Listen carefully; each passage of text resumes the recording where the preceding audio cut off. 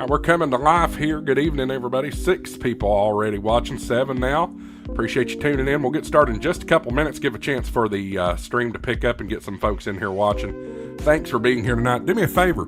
I am doing a giveaway already tonight, guys. So go tell your friends and family and your club members and, I don't know, maybe somebody you don't like on amateur radio that the best ham radio live stream is about to come to air.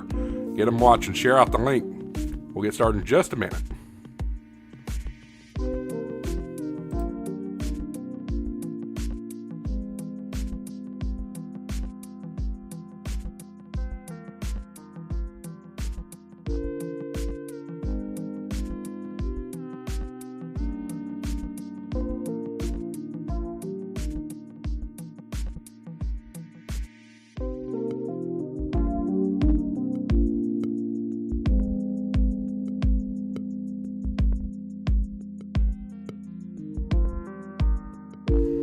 All right, numbers fluctuating around 7 or 8. I'm sure people will get here. You know what? Let's get started.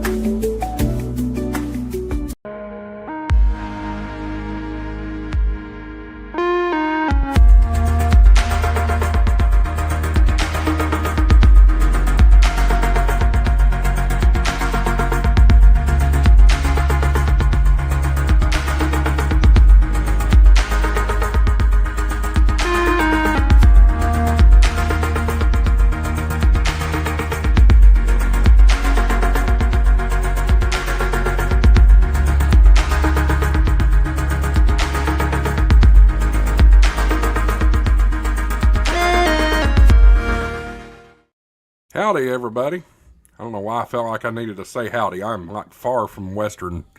Anyway, welcome in, guys. Hope you're doing all right tonight. Appreciate you being here. I'm your host, Josh AA for WX right here on HamShackTV. Guys, we've had a lot of news this week and different things, so we'll get into some of that in a little while. If you're new here, hit that subscribe button down below. Hit that like button. Make sure that you get this stream out to get as many people watching as we can. Got a few announcements I want to throw out first. First, I do want to remind everybody that HamShackTV is now a podcast. So if you're on a long trip like I am tomorrow, you can listen to HamShackTV anywhere in the world, wherever you get your podcast. Apple Podcast, Amazon Podcast, Spotify, there's a Podbean, there's a whole bunch of them. So go check out the Ham Radio or HamShackTV podcast. All it is an audio version of what we do here. So go check that out, and we appreciate you listening there. Also want to remind everybody that on August the 7th, we are having our 1-year anniversary stream. And that's a big deal because you know what? We're going to give away a radio. And this is a good radio. I want to shout out M&L Radio Technologies, Leroy, who is in the chat, coming together along with Andy and 0APX with World Radio League and with James as well. We are going to give away a Redivus MA1. 2-meter 440 radio. These things are hot, guys. They're selling like hotcakes. And then we're also giving away a 1-year basic paid membership to World Radio League. And you all know how high I am on World Radio League, so get excited about that. Also, we do have a super chat goal tonight, so let me go over the details for that. Here's the deal. So what we're going to do, 10 super chats tonight, 10 super chats that are yellow or greater. I am going to give away 5 channel memberships. That means you get extra perks. You get your name in the crawl down below.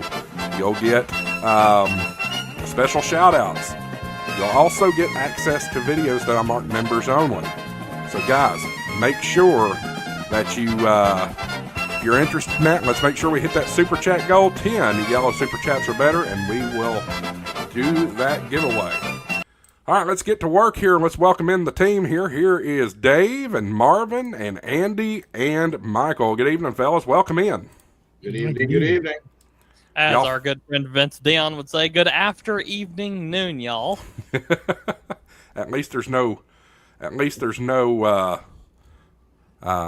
morning involved. I don't want to live through the mornings again. And hey, everybody, super chat Josh to millionaire status. I don't know if that's happening, but anyway, hey, before we get started, I do want to note, not ham radio related, but my goodness, guys, how about all the loss that we've had in the celebrity world this week?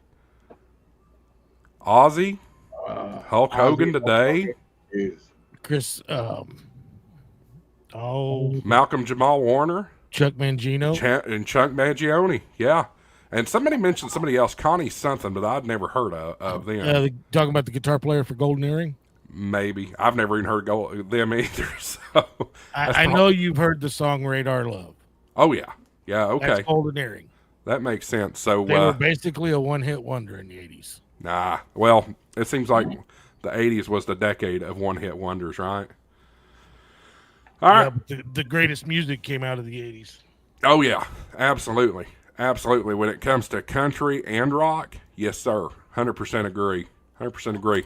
We've already got our first. This one doesn't count towards the super chat goal because they have to be yellow or better. So that would be that's a $10 or better. But you know what? It still warrants the clip. Money isn't everything. It's the only thing. And everyone has a price for the $1 Million Man. All right, let's.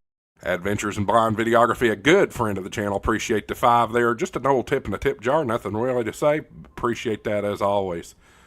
Several folks in the chat. Connie Francis is who we were talking about there. I remember seeing that now. Oh, there we go. And I need to ban my panelists from the super chats. Oh goodness! Time if you did that, Josh. I'm just building up to another tutu. Hey, we'll see. Maybe not. All right, you know what that says. Money isn't everything. It's the only thing. And everyone has a price for the $1 Million Man. All right, let's. Michael with the 10 saying, let's get this started.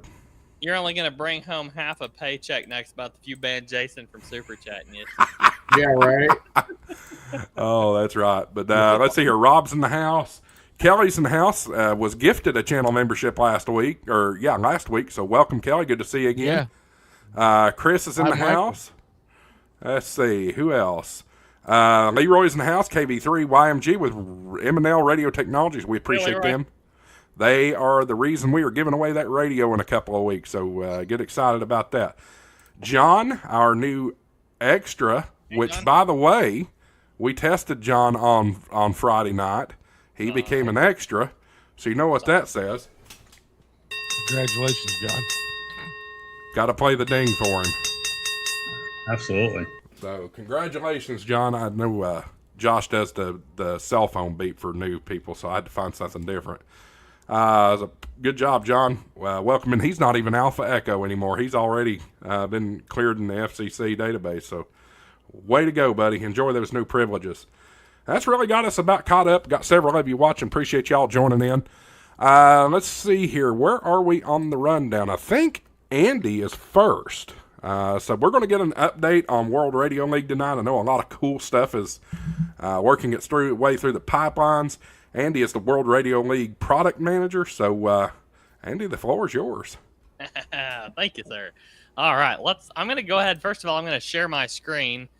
I'm going to have to, let me do it this way here.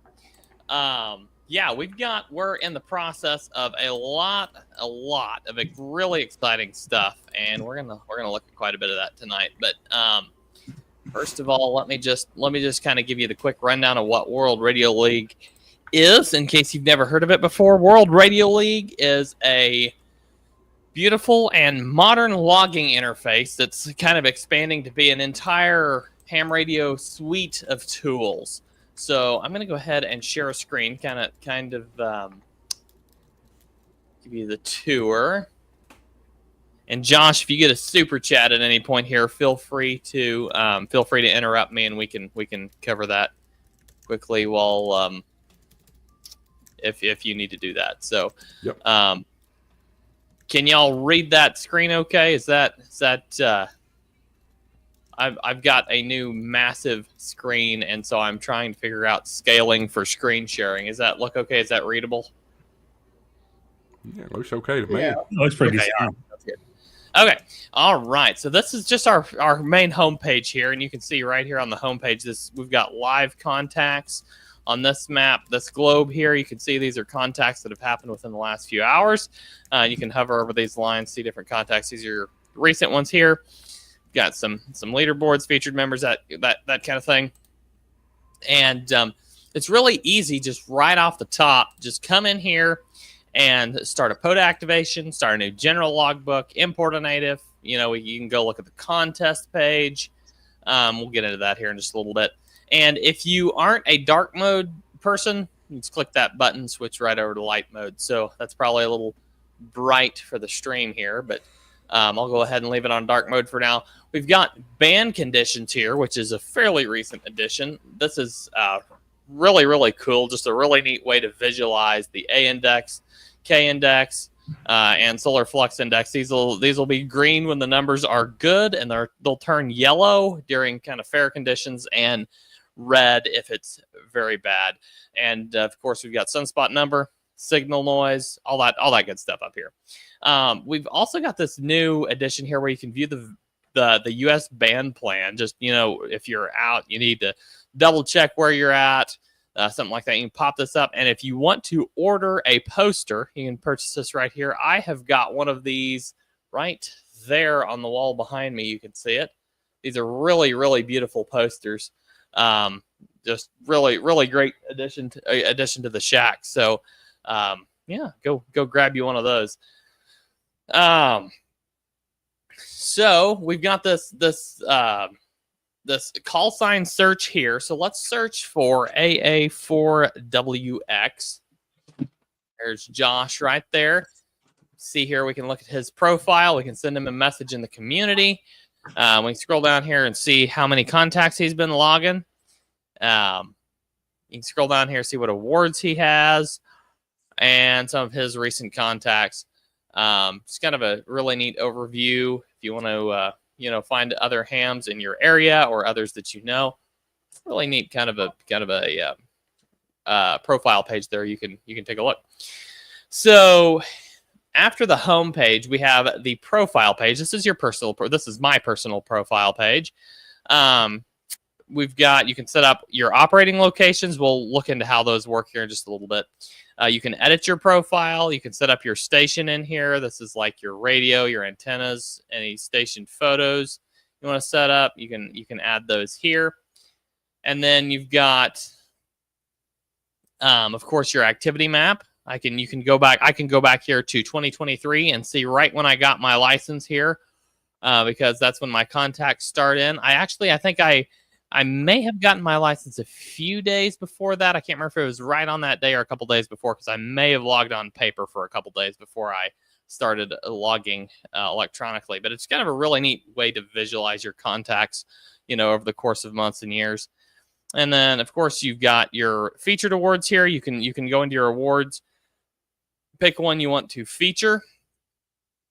But remember that if you want this founding member award, you're going to have to purchase any membership. You can log everything totally free, but if you want this award, you're going to have to purchase a membership. Really cheap membership for the basic tier. If you just want, to get your founding member award and have some, some little bit of advanced capabilities, you just grab a basic tier membership. We've also got the other tiers as well that are a little bit. We've got the VIP tier, and I always forget what the one in the middle is called, but it's the premium tier. There we go. Yep, premium. None of them are very, very expensive. They're a yearly subscription, and it's like the cheapest one's like $36 a year, or you can use Josh's code and get 10% off.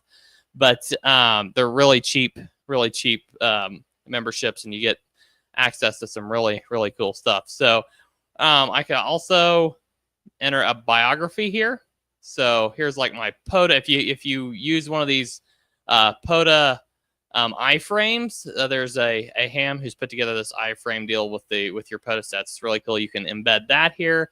You can add, videos and text there. Then you got your logbook here. This is like all your contacts. You can go through them all here, and you've got a QSO map here, which you can take a look at. There we go. There we go. And I'm just curious while I'm looking at this, who all has worked this VK9DX? Where is he located? There's this island here, Norfolk Island. I'd never heard of it. And I heard this VK call one time while I was on a live stream, and I was able to nail it. And I don't even know. I've never heard him on the air before or since. I don't know how popular that is, but if you've got a contact with them, let me know in the chat. I'd be interested to know. There's an island down there just off of Australia, and I think that is it. There's only 2 hams on the whole island. Wow. So yeah, crazy. Good luck with that. That was a lot of fun. Then you can, that's basically your profile page there. Just kind of a neat snapshot of you as a ham, and you can customize it so other people can see what you want them to see. In fact, I'm going to just show you how this works because I want to grab my Field Day 2025 award and add it as a featured award here. So now I've got that. I've got my founding member award, my Field Day 2024 participation award, my winter Field Day 2025 participation award, and Field Day 2025 participation award, all set as featured awards here. And I can add any of these others if I'd like, but it's kind of a really neat way to just add it as a quick view option there. Next tab you're going to come into is your logbooks tab. Now we have this set up so rather than having everything all in one logbook, you're going to have like multiple logbooks. You can structure it however you want to. I like to set up multiple logbooks, like one logbook per month from my shack, and then each of my pod activations is of course going to be a separate logbook. Any soda activations, any of those are going to be separate logbooks. And so I can come down here like this pod activation I did here, and you can see I've got all my contacts here. I've got a map, really cool map, and we're getting ready to introduce some great new features to the map, and so we'll look at that in a little bit. But I just show you here, I can share this map. It'll give you a download option, a share link up here, all that good stuff. And then, just really neat how you can hover over these pins, look at, who you worked here. There's my good buddy Force KI7QCF. I think that was this Mexican contact. He may have been my last one for the day. I can't remember. Anyway, you can just, you can hover over each of these and see who that ham is. And then let me just go back here and create a new logbook, kind of show you the process. So this isn't going to be a pod activation. This is just going to be a standard logbook. Let's see here. Let's call it live demo. I'm going to go ahead and use the N0APX template. Imagine that. I'm going to set my operating location. We're going to just leave it at the home station. I'm going to save that. And here I've got this customized template. I think this one actually looks better, a little bit better in light mode. I like it both ways. But hey, Andy. Yeah. Can you set that up for different radios? So hey, I'm on my 705 doing POTA, and then I'm on my FTDX10 at home. Yeah. Okay. Yeah. So you can. Are you talking about? You mean mark your contacts with separate radios? Yeah, so I mean, like you were. Let me show you. So I turn this N0APX template into kind of like my own personal streamline logging template. But let me just go back to the default template here, and I'll show you here. You can come up here to radio, and I can grab like my G90, and now any contacts I log for now are going to be logged with a tag on that contact in the data of that contact that says it was on my G90. Now I can change this halfway through logging in this logbook, change it to my my mountain topper 4B. Now any contacts after that point are going to be logged as the mountain topper. It's not going to affect the previous ones. It's going to affect from there down. The next contacts are going to be logged with the next radio I set. You can do the same thing with your antenna. You can do the same thing with your location. You can change your location here if you want to. Really neat how you can just add all that metadata to your contacts really simply here. And you can even change radio. Thanks. Yeah, you can even change call signs. If you have another operator come in and start logging, you can change this call sign, and it'll just change it on those contacts for a little bit there. Really, really neat. Just quick setting menu here. Thank you for stopping me there. Glad to be able to go through that. So logging a contact is really simple. So if I go W0MET, it's going to pull this up here. I can add a note right here about Marvin. Here I can say ham radio guy podcast, and then save that. And then now say I move on to KE6GAE,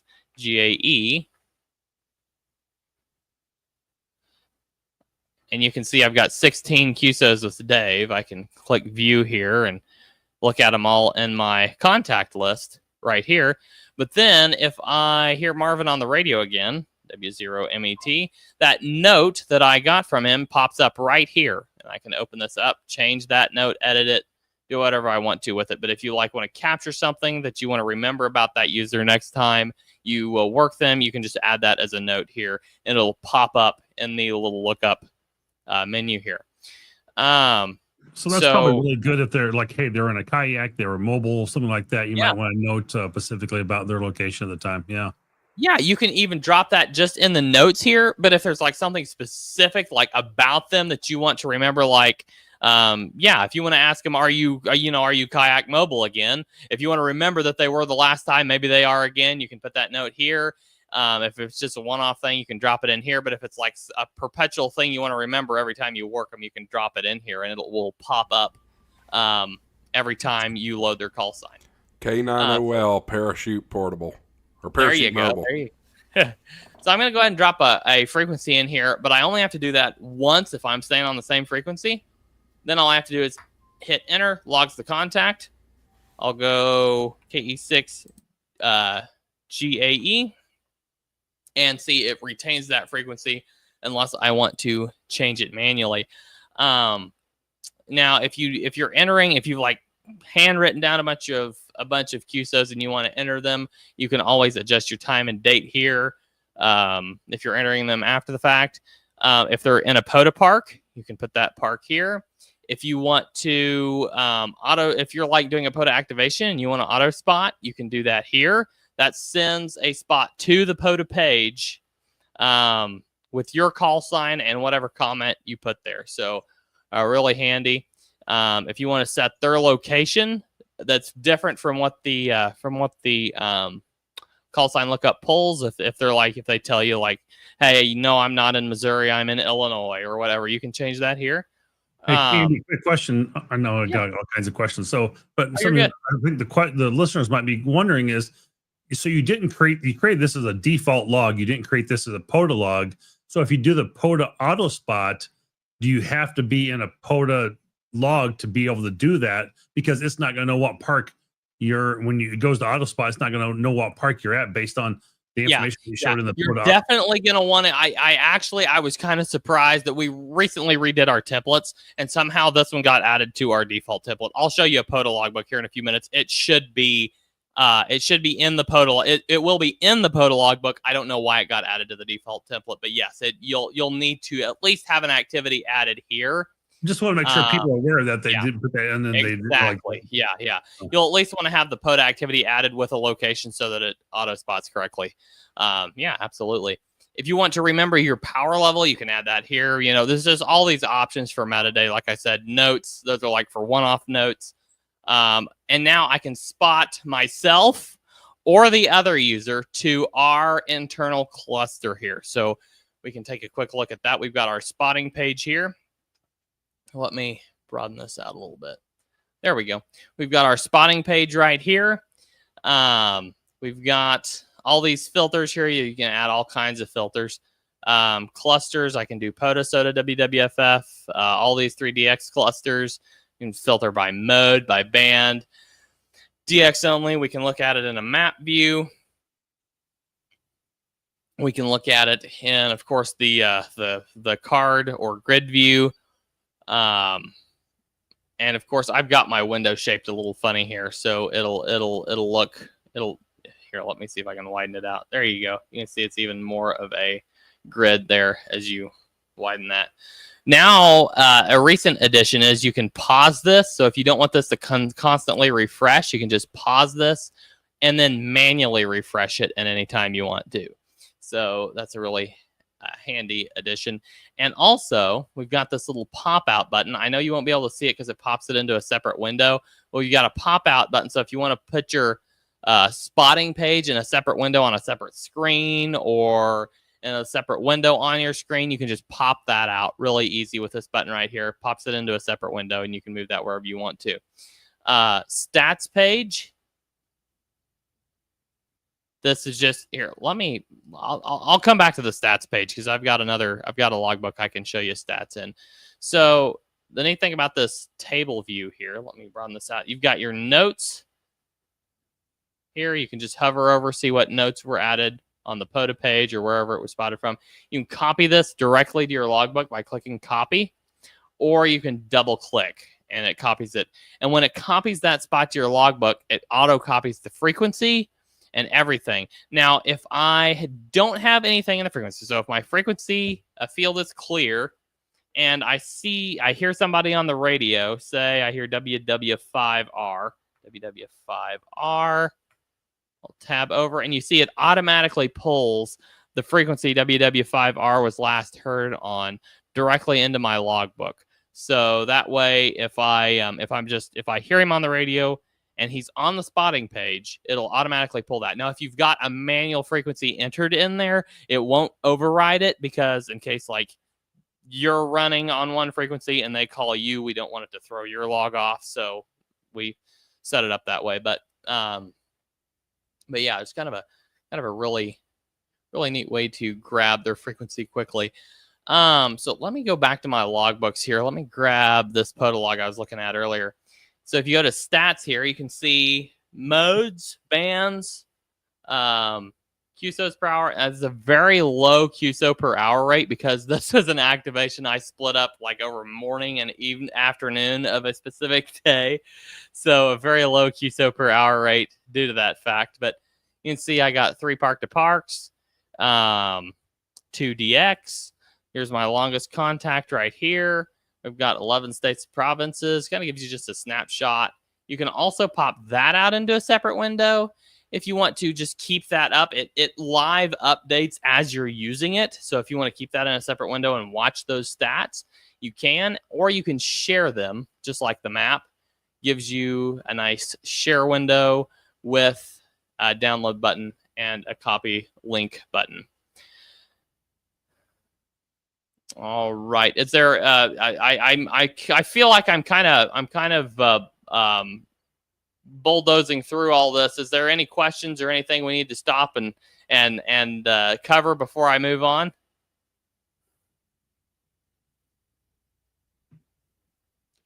You're muted, Josh. Yeah, I was reaching for the mute button as we spoke. Chat's pretty quiet so far. Alt Dell says nice.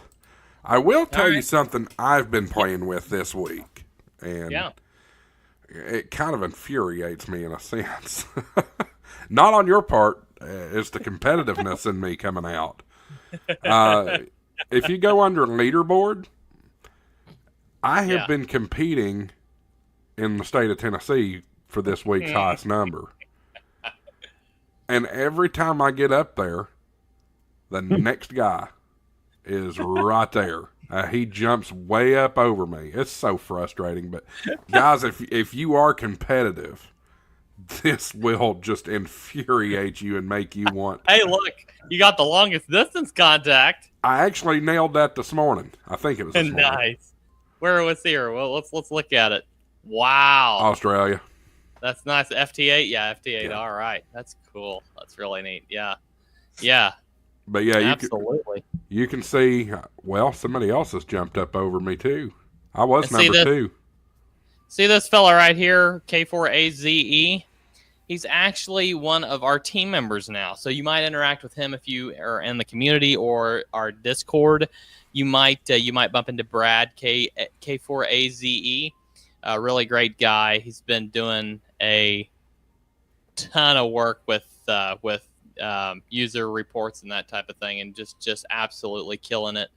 And of course feature testing and all that good stuff. So. And you know those notes I was referring to earlier, those notes you can add that'll pop up anytime you look up a call sign. You can also add those directly from a profile page. You can add those here and save those for a specific user. So Interesting. just a quick note there. But What- yeah, I do want Yeah. to note real quick, Pepe's in the house. He's a channel member, Hey, HD9 Pepe. EVT. Good morning Great from to see Switzerland. ya. Yes, good Pepe morning. is incredible. He has been giving us so much valuable feedback. We're really, really glad that Pepe's been able to be a part of World Radio League. Super excited to see him in the chat there. That's great. Awesome. Yeah. So let's keep rolling here. Let me go ahead and I see this this fake contact I made with Marvin went on my logging streaks here. So we'll cover logging streaks here in a minute, but that's dishonest to the logging streak. So maybe I better get rid of that. So let's see here on this logbooks page. You can create, we were talking about POTA activations earlier. You can create a new POTA activation. I'm going to find my nearest park. I'm going to put in a frequency. If I already know ahead of time what frequency I'm going to be using, I can auto spot that to POTA as I set up. But you can't, you don't have to. You can if you want to. It automatically pulls your park location here, sets that for your map and for your shares and all that. But you can change that if it's a big park and you're in a different grid square than what's marked or whatever. Let's click start logging. Now here's this is what Marvin was talking about earlier. POTA auto spot right here. You can once again change your location from here if you'd like. You can add a park if you've got a 2-fer or a 3-fer or a 4-fer. I think there's up to a 7-fer within the states. So you can add all those parks here.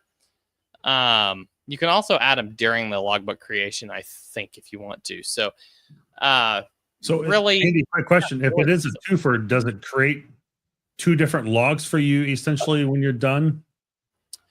No. So if it's a 2-fer, yeah, in a way. So here, let me show you. I was gonna say it created my Saturday log. It created 2 contacts for me to upload. So if the way it works, it only creates 1 contact, but you can export 2 separate ADIFs, each one tailored for that park, then upload those to the POTA website. Okay. So your contacts are true to the contacts you made. It doesn't double them up or anything like that. You've got the number of contacts you made, but you can have separate exports tailored to each park number so that they'll go through the POTA website easily. I knew the answer to that. I just want to make sure we spelled it out to listeners so they are aware of how that actually works. So Andy, my log that I exported from this weekend, I made a park to park, and the guy was in a 2-fer, and it actually put it in my ADIF twice, one for each park when I exported. So you got 2 things going on. We got a park to park and a 2-fer. So if he's in a 2-fer, then yes, when you export it will duplicate. If you're in a 2-fer, it will not duplicate. And if he's in a 2-fer, it won't duplicate within your World Radio League log. It will duplicate on export so that what you upload to POTA matches their system. but it doesn't give you like double contacts or whatever within your log. It's only on the export. Thank you for clarifying that, Dave. I was in the realm of I'm in a twofer, not he's in a twofer. So you still have the correct number of contacts in your logbook, only as many as you made, not doubled up or extras. But when you make the export and upload that to POTA, it matches their criteria. So, yep, absolutely. So, and if you want to change your template, you can always do that from up here. But if you're activating a POTA, I would recommend using the POTA activator template, unless you're using the mobile app. The mobile app, I'm afraid my camera's going to be backwards when I try to show you my mobile app. So let me pull it up here. Shouldn't be. I don't think it is. Is it not? I don't know if it is or not. No, it's perfect. No, it's not. That's okay. good. So there you go. There's the mobile app. It's really simple. You can come up here, create a new logbook. You can add your POTA site to it really simply. Here, let me just this Find My POTA is so neat because it uses your location, pulls your nearest park, and loads that for you. If you have to enable the permission first for it to do that, the location permission. Let me go ahead and add that park, and then I'll create the logbook there. It loads that up, and then you can just start logging with this interface. You got a lot of those quick actions down here on the bottom, like we see at the top of the logbook. And yeah, it's just really simple to use the mobile app. So I would highly recommend you use that. And so with the mobile app, it works entirely offline. It will resync to your account once you come back online. I would recommend, if you're in a spotty internet connection, that you turn your internet off and just log offline, and then turn it back on when you get back into good service. That way, it's not like trying to figure out whether to log it onto your phone or to the cloud. Now, we're getting ready to release a fix here soon that it will automatically log everything to your device first, then send it to the cloud, and that will take care of any of those concerns. But just to be on the safe side, I would recommend you log. If you're going to be in spotty internet connection, just turn your internet off, log offline, then turn it back on once you get back to a stable internet connection. So, and it will automatically sync. You don't have to push any buttons or anything. Just open your app while you're online. It'll all sync back to your account. So, yeah. Let's see here. Trying to think if I missed anything down to this point. I don't think so. We'll move on here in a second. Have we got any questions in the chat yet, Josh? I haven't been watching. I haven't seen any.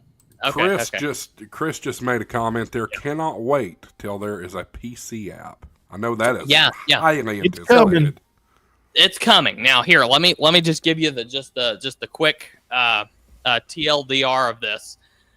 We were working on the PC app. We've got it maybe 80-85% of the way there. But we realized after we got into it, we need to make some internal changes to the back end of everything to make sure everything's going to sync seamlessly. Desktop app, mobile app, cloud, all of that's going to work seamlessly together with each other, and it will improve the changes we're gonna make are going to improve our ability to create some more robust analytics and that type of thing. So we're in the middle of like a 2 or 3 month stretch here. We're already well into it of doing some back end work. After that's over, like one of the very first things on the agenda is release the desktop app. So that will be coming here. I would say, here, what are we? End of July. I would say by probably mid to end of September or maybe early October, we'll be seeing the early release version of the desktop is coming app. through. I hear sideband coming from somewhere. It's gone now. Okay. Anyway, yeah, that desktop app should be released by, I would say, probably mid-fall. Hopefully, as long as everything goes according to plan, it will be released by mid-fall, most likely. So yeah, we'll watch for that. Super exciting. But in the meantime, that mobile app, you can use it. I saw Marvin said in the comments there on an iPad. Yes, it works great on an iPad. If you have a MacBook made in 2020 or later, so an M series, a Mac with an M series chip, you can install the World Radio League mobile app on your Mac. So keep that in mind as well. All right. So let's take a look. Can we bring there we go. Bring that back on screen. Hey, so if you haven't, yeah. You brought up that it works for iPad. It also works for Android. You can't leave us out of it. Oh yeah. Sorry about that. It also works for Android. I was showing you on an Android phone. I mean, no, I'm kidding. I can't help it. Y'all are messed up in the head and have to use these Androids. Wait, you know what's funny? You know what's funny, Dave? I use an iPad and a MacBook and an Android phone and a Windows computer at my other job. What's wrong with you? I use about every device there is. Rob in the chat says World Radio League is the best thing since rain out here in the valley. Last rain was April, and it won't rain again until late October. I will say I jumped on the bandwagon a little late, but when I was able to download it to my phone without even knowing and set it up in about 30 seconds at the More Expo to be able to log 4 QSO contacts. After that, I dove into it hardcore and then wound up becoming a beta tester, and I'm sold on it. Yeah, I bumped it. I met Dave at the More Expo this year, the More Overlanding Expo in Springfield. And, of course, we'd talked on the repeater multiple times, but I think that's the first time I'd really met him in person. But I pulled out my World Radio League app and started using it with his Dave, I think it was your radio you had set up there by the trailer there. Started using it there, and I don't know if Dave saw me there or heard me talking about it, but he pulled out his phone and signed up, and he's been hooked ever since. No, actually, how I knew about it, Andy, is Frank Ham Radio Wilderness. Okay. Me and Don were giving him a bunch of junk on a stream because me and Don both use Log for Old Men. He was telling us we need to come out of the dark ages, the caveman days, calling me and Don old. Amen. Hey, Andy, 100% agree. Wait. Yes, it might look like a Windows format, but Log for Old Men is constantly updated. It is probably next to World Radio League. That's the only logger I'll use. I've been telling everybody whenever I talk about this thing, I fully 100% believe this is the future of logging. This is where it's going. So I'm just so happy to be in on the front side of it for sure, especially with the mobile app integrations, the PC and Mac app is coming, and frankly, just even the web interface is great. So I'm really excited to keep seeing where this thing's going. Michael, I'll come to you in just a second. I saw Pepe in the chat said that he could not create a contest template. He could not enter a contest from the mobile app. That is true. You have to go to your web app to enroll in the contest. That's where we have the contest list and everything. You enroll there. Once you enroll, the logbook pops up in your logbook list. You can log from the mobile app just fine, but you have to enroll from the web app. So you want to show them that contest button real quick? Yeah, I'll get there in just a minute. I think Michael had a question. Well, I mean, it's not a very important question, but when the Windows app comes out, if you are already a member, will there be any other fees included with that, with the downloads, et cetera, et cetera? How is that going to work? First of all, let's clarify. It's a desktop app, so it's not just a Windows app. I think Marvin over there had a little bit of a fit when you said Windows app. I'm sorry, Marvin. No, I'm kidding. I'm just joking. But no, there should, as far as I know, I can double check with James, N0WRL, he's our CEO, but as far as I know, there will not be any membership required to download and use the desktop app as your basic logger, just like you can the web app. All the basic logging functionality is completely free. You only need a membership for advanced analytics like this type of thing. That's all covered under a membership. We'll look deeper at that here in just a minute. They're just going to charge and Windows also users large ADIF imports also require a membership. So if you have an ADIF file bigger than like 3,000 contacts that you want to import, you're going to have to. It takes a lot of cloud processing to import those. So if you want to import those directly, if you've got more than 3,000, you need to purchase. I think the basic membership covers 10,000, and then the next tier covers like, I don't know, 50,000 maybe, or maybe 100,000. I can't remember. And then the VIP tier is unlimited. So, they're just going to charge Windows members only for the yeah. for the application. No, not happening. For so long. We're just going to get this for free. We're going to charge Windows users this time. Yeah, we're but just going Marvin, to charge Windows it's users coming for out using from Windows Windows, first. Marvin. Marvin, you have to remember. Windows users for using Windows. I mean, that's worth a charge in itself, isn't it? Exactly. Apple is based on Linux, and Linux is free. Okay. Anyway, All right. So sorry, Andy. this QSO Actually, it's manager based on tab. Unix. Let's go ahead and jump into this QSO manager tab, because this is like all of your contacts, all in one logbook, all in one location. You can tab through down here.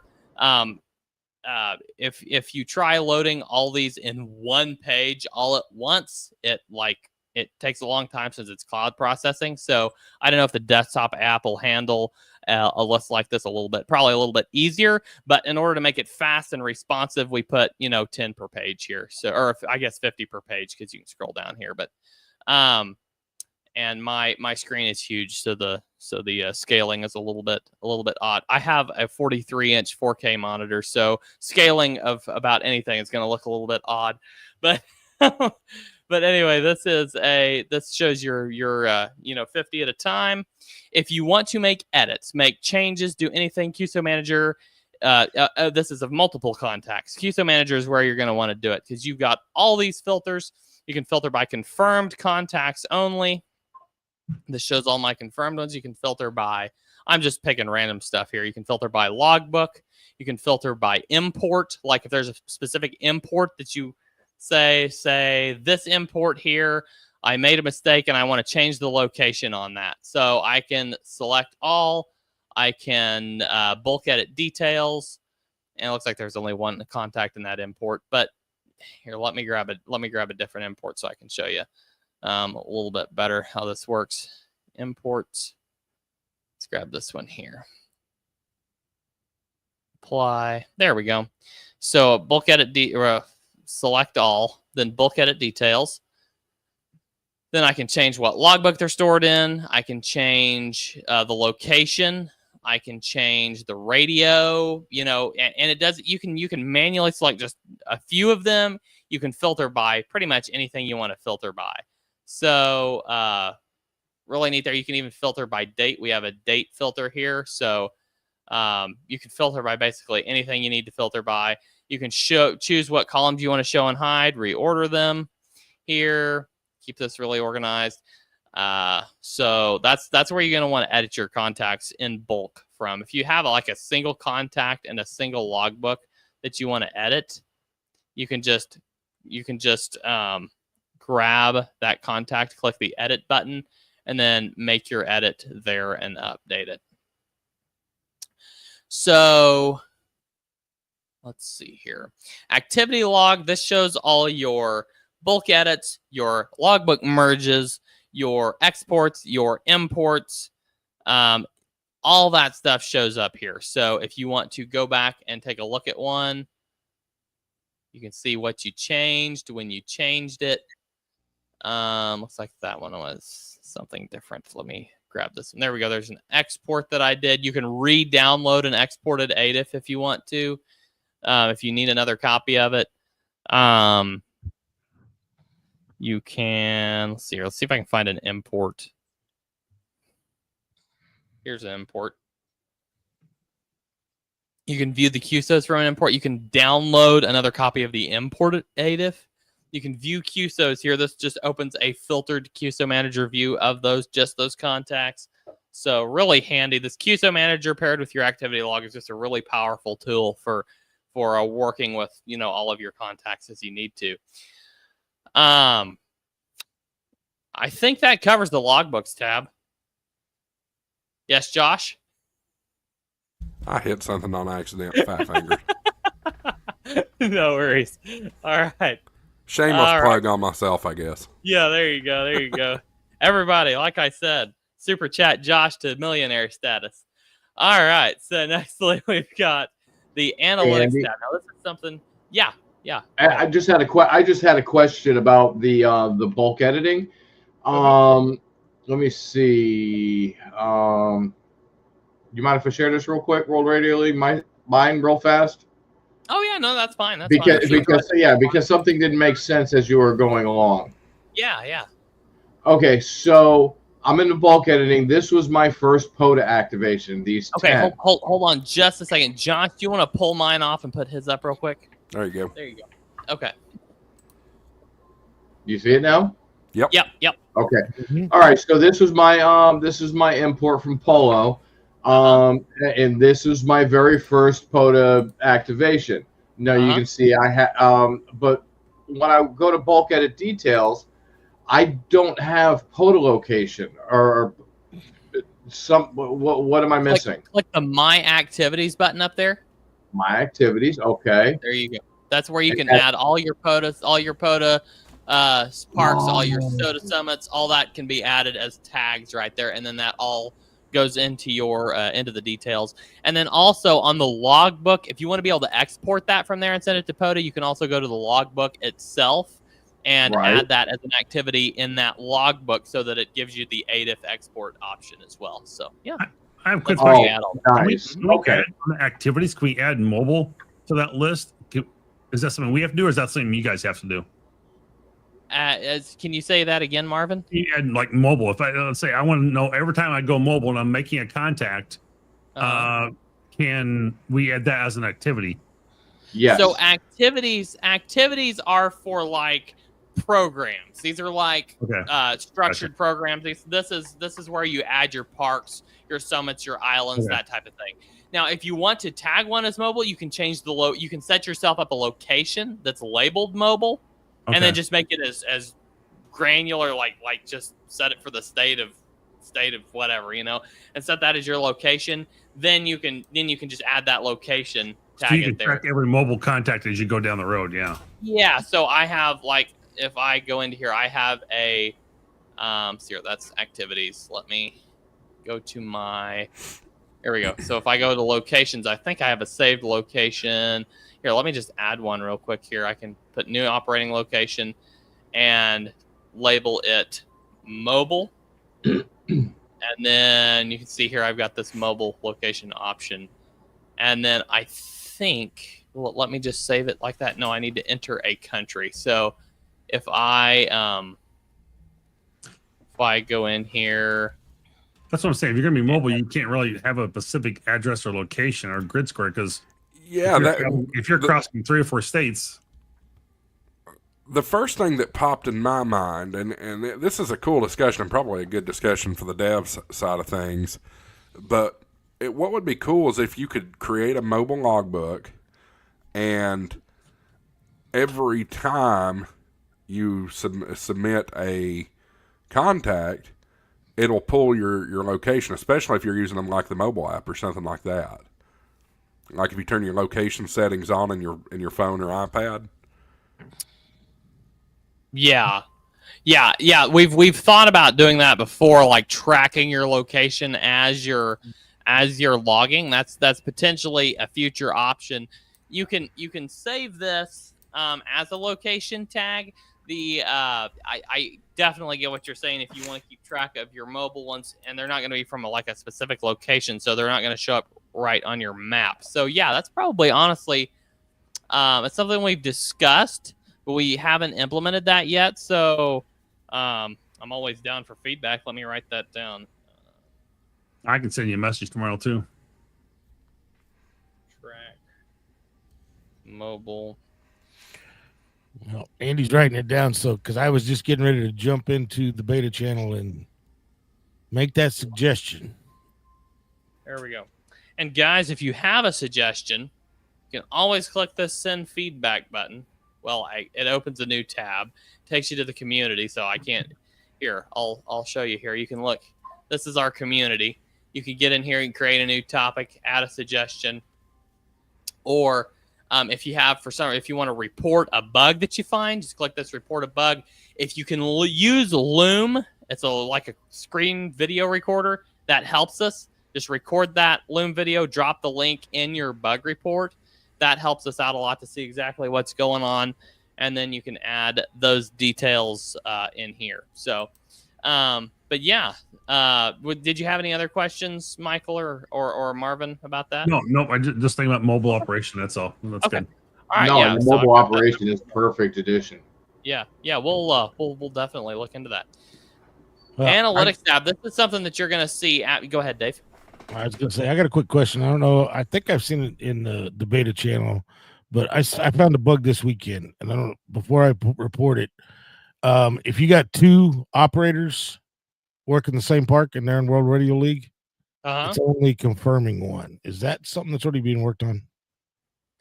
It's only confirmed if you got two operators in a park. It's only confirming one. I'm trying to understand the scenario. Well, PotaPower is a perfect example.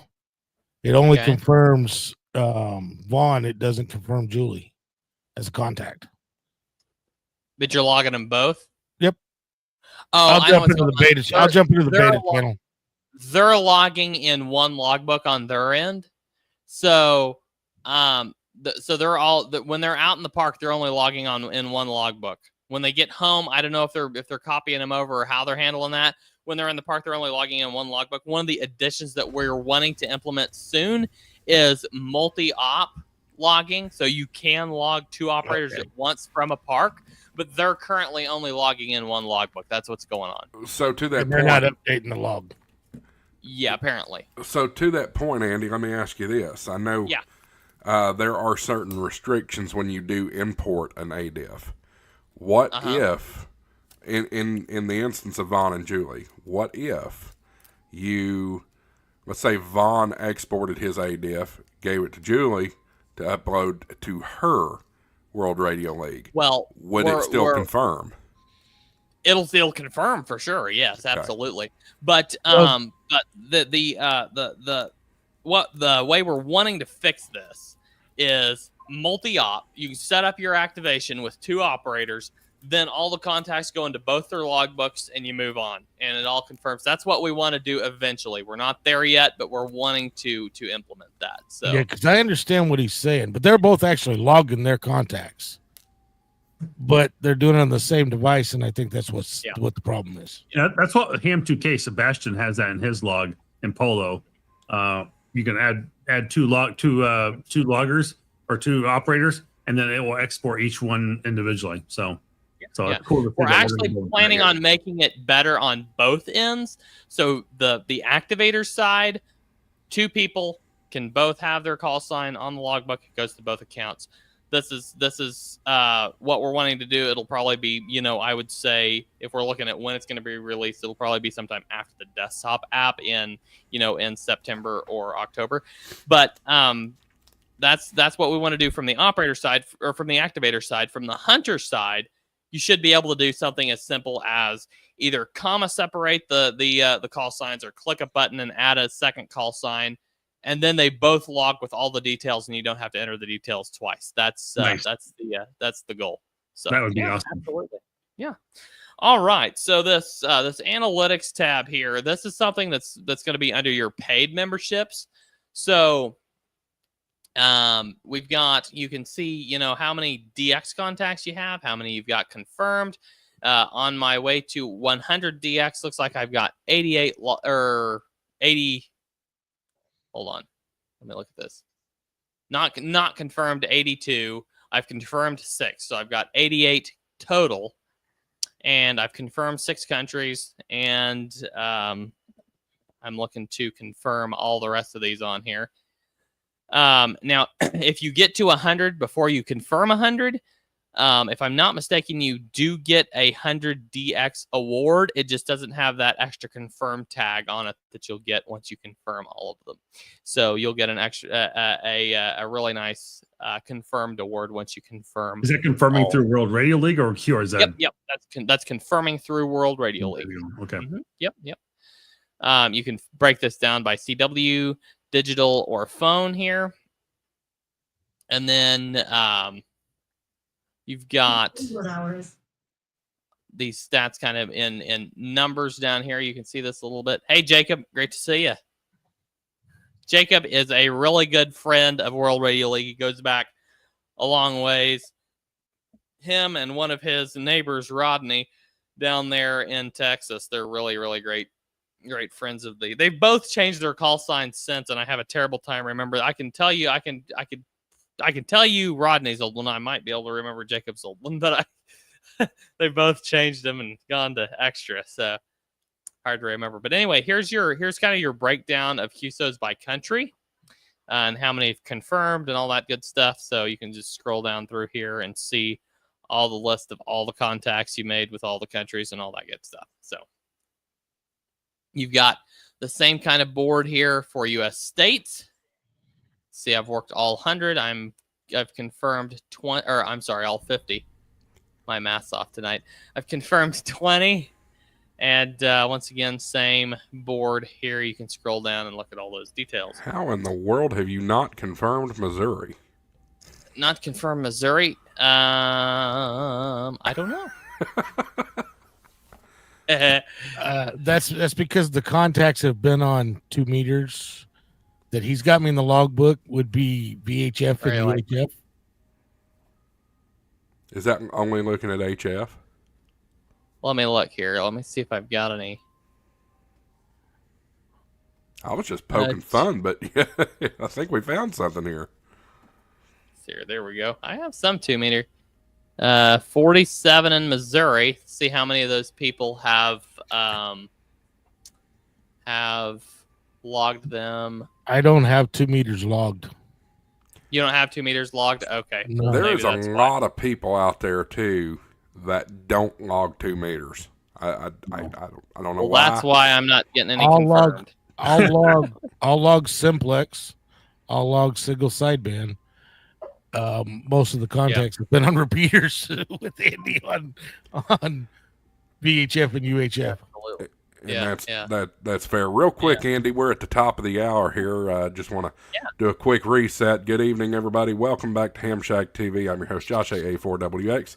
See several new faces jumping in the chat here. I want to welcome you guys in. Do remind you, we do have a super chat goal in progress tonight. If we have 10 super chats that are yellow or greater, that's $10 or better, I'm going to give away 5 channel memberships. So as of right now, we only have 1. We need 9 more, so y'all get in there and get those super chats going for sure. But appreciate everybody tuning in.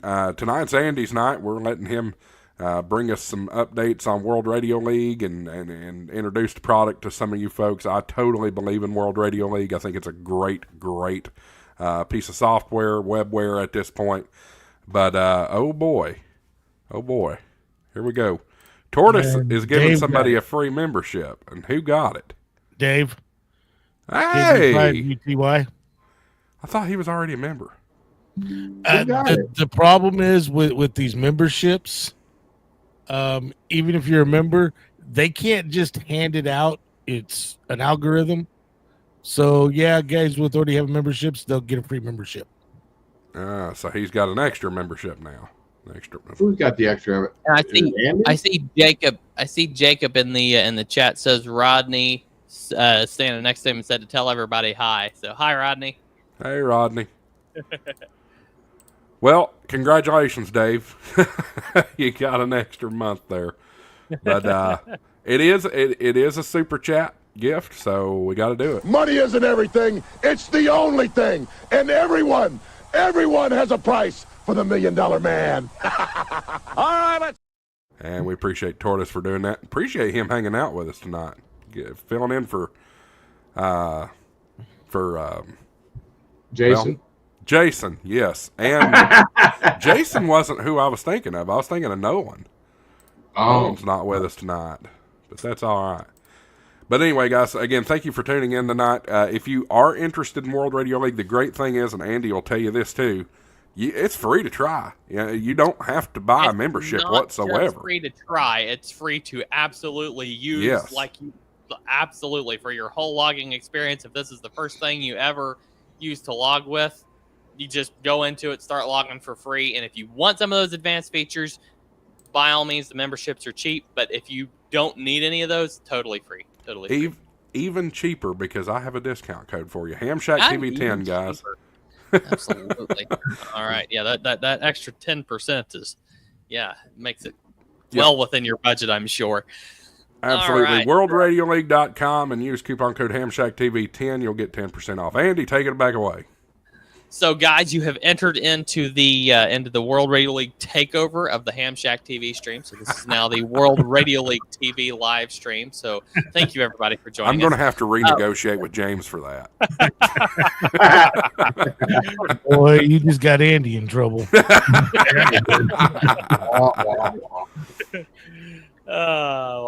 great. It's great that I'm here, but nobody can see me because there you go. All right, so moving on in our analytics tab here, we've also got this activity and streaks. This is new. This is the same activity map that shows up on your profile page, but you've also got these streaks here. My streaks are looking horrible because I have not been logging nearly enough. But let's see here, where are my streaks? If I look at weekly activity, you can see, here we go, current streak 0 days. Longest streak 2 days. So yeah, I have not been on the air that much, but you can see here we've got people in here from basically since we launched the feature. They've been logging every day. So we've got people at 54 days, 53 days here at the top of the leaderboard. Bet you they're retired. Then you've got daily streaks and weekly streaks. So if you log a streak every day, you get on. You can get on this leaderboard. If these people somehow miss a day, then you have a better chance of getting to the top. We're thinking of expanding this to the top 10 instead of the top 5, so you may have an even better chance to show up on the leaderboard. Weekly, that one's pretty easy to keep up with. You can see I still haven't kept up with it, but it's pretty easy to keep up with if you log at least one contact every week. So keep that in mind. And also, we base most of our stuff off of UTC time, so make sure you log within your UTC day, not your local time day. So just remember that. If you don't want to lose your streak, be careful about that. I published a video yesterday about ham radio etiquette. It was top 10 ham radio etiquette things.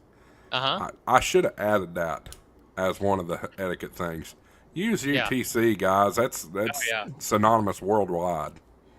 And see here, I'll show you something really, really neat here. And we saw a little bit of it earlier. But if I log a contact, if I have a streak going, then it will pop up. Let me refresh this so it'll show up here. Oh, let me see here. I had it pop up and then I cleared it because I deleted the contact. Let me it'll take a second for it to load, most likely.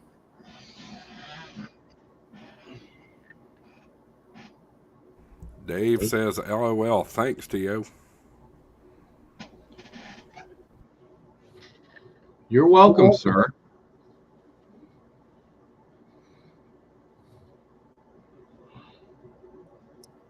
Anyway, it'll probably pop up here in a second, but you get these things always go so well on a live stream. But anyway, you get these really nice icons pop up here during your logging streak. So we might see those show up here in a few minutes. So next tab is activities. This is where you can view a list view or a map view of all the SOTA, POTA, WWFF sites near you. So I can zoom in here on the map. This is actually one of the ones I think I was able to get first activation on this one. I think, if I'm not mistaken. Anyway, I have on a couple of them, but you can view the details here. I can see my my activations here. It looks like it's been a while since I've activated it. What part of that, Andy? Andy, let me interrupt real Raider. quick. Andy, let me interrupt real quick. We've got, if anybody's watching on Twitch, we do have a spam bot in the Twitch chat right now. So please, if you're watching, ignore that spam bot. I'm about to go into Twitch to remove it. Thanks, Andy. Yeah, absolutely. So you can look at individual parks here. Dave, you said you did an activation at a park the other day. What park was that? Crichton Beach Access. Oh yeah, I've thought about going to that one. It's right there. It's right there, just to the east of Springfield. Yeah, here we go. So there you are, right there. See here. Here's the people who've activated it recently.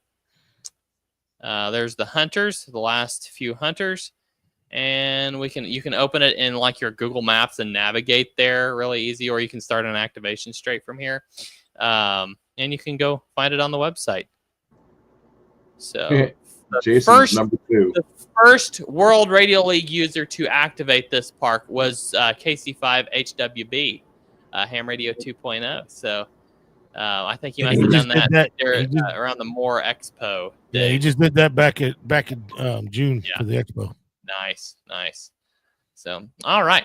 So that's your activities. That's your activities page. You've got this all here. We've got spotting, which is kind of just a page dedicated to the same use as the little spotting tab on your logbook. So if you want to just go check out what spots are on the air right now, you can do that from here.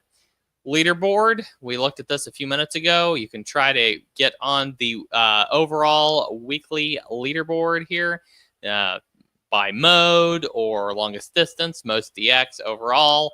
And then you can do it by state or by country as well. You can just click into a state. And there you go. You've got that state's leaderboard here. But you got to have time to play radio to get on the leaderboard. Exactly. That's why you'll notice I didn't click Missouri. Yeah, because neither one of us are going to be there. Dave, you'll probably be on there before me. So, all right. So then contest page. We were talking about contests earlier. Brad's been really, really busy getting all these contests loaded in here. So you can see here, if I want to join one of these contests, like say the Alabama QSO party, I'll just click join for free. That'll enroll me in the contest and pull it up here. We can see all the details of the contest.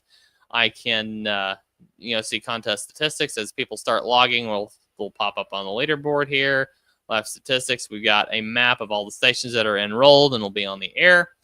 And we've got your logbook here with the proper exchange. You can add your exchange here. And just really slick for it's basically just your regular logging interface, only with just the right enhancements for the contest. Now, if you go back to your logbooks page here, it'll pop up in here. If you pull up your mobile app, that logbook will show up in your mobile app logbook list. So really easy use there. And like I said, keep an eye on this page, because even if there's a contest that you want to participate in that's not on here yet, we're adding them like all the time. So keep an eye out. And if there's one you do want that you don't see, please let us know. We're trying to gather more and more contests and get them added on here. So there may be one. There's no like central source of truth for all contests, and we're trying to gather as many of them as we can and add them on here. So let us know if there's one in your country or your region or something that you'd like to see added that's not added yet. Integrations. This one's getting ready to get a really, really, really neat overhaul. Right now, you've got your cat control app you can download, and cat control. Cat control is getting ready to get an update. If you download the cat control app, that'll give you integration with WSJTX, N1MM, N3FJP, and of course the cat direct integration with your radio. You've got a few different options you can download there, but it's really simple and intuitive to set up. If you've used any other cat system before, this will be really easy to use. We're getting ready to drop an update that will include flex radios. Until now, we haven't included virtual ports, but thanks to some amazing help by Marvin, we've been able to get it set up with flex. And we're getting ready to release that update, which will include some enhancements to that we've worked on since the initial release, and then plus the Flex integration. QRZ call sign lookup is here Is that currently. going to be all just virtual, or is that going to be like a TCP/IP type of integration? So it's you basically just when you set up cat control in the Flex Radio software, then you grab your 5001 port, okay, pop that into our just a little field in our software, and it's just that simple. Just curious. So, yep. Virtual ports coming next. Yeah, virtual ports will be very, very soon for like comms or com if you use something like that. QRZ call sign lookup we have currently. So if you have a QRZ subscription, log into it here, and you can pull call sign lookups from QRZ. If you don't have a QRZ subscription, do not use this because it will not pull the details correctly. You have to have a QRZ subscription for them to send your details across. Now, we're getting ready to release an update where you can upload and download contacts between QRZ and World Radio League. So you can pull all of your QRZ contacts into World Radio League with basically just the click of a button. So watch for that. That'll be a very, very soon in the update cycle. Question on that. Yeah, go ahead. That is one of the most demanded features on World Radio League. Mm-hmm. Let me ask you this. Yeah. So if I import from QRZ, will those count as genuine contacts, or will they be the same as if I do an ADIF in? I'm not sure what you mean is genuine contacts. I mean, anything that's imported from ADIF or QRZ is counted as... What I mean is when you import an ADIF, it doesn't count toward your stats. Doesn't count towards your stats, no. Exactly. No. That's what I mean. Stats are just directly logged contacts. Okay. So in order to keep the best stats, because QRZ doesn't keep track of stats, I would imagine probably the suggested idea would be to log in World Radio League and then export to exactly. QRZ. Yeah. Yep. That would be the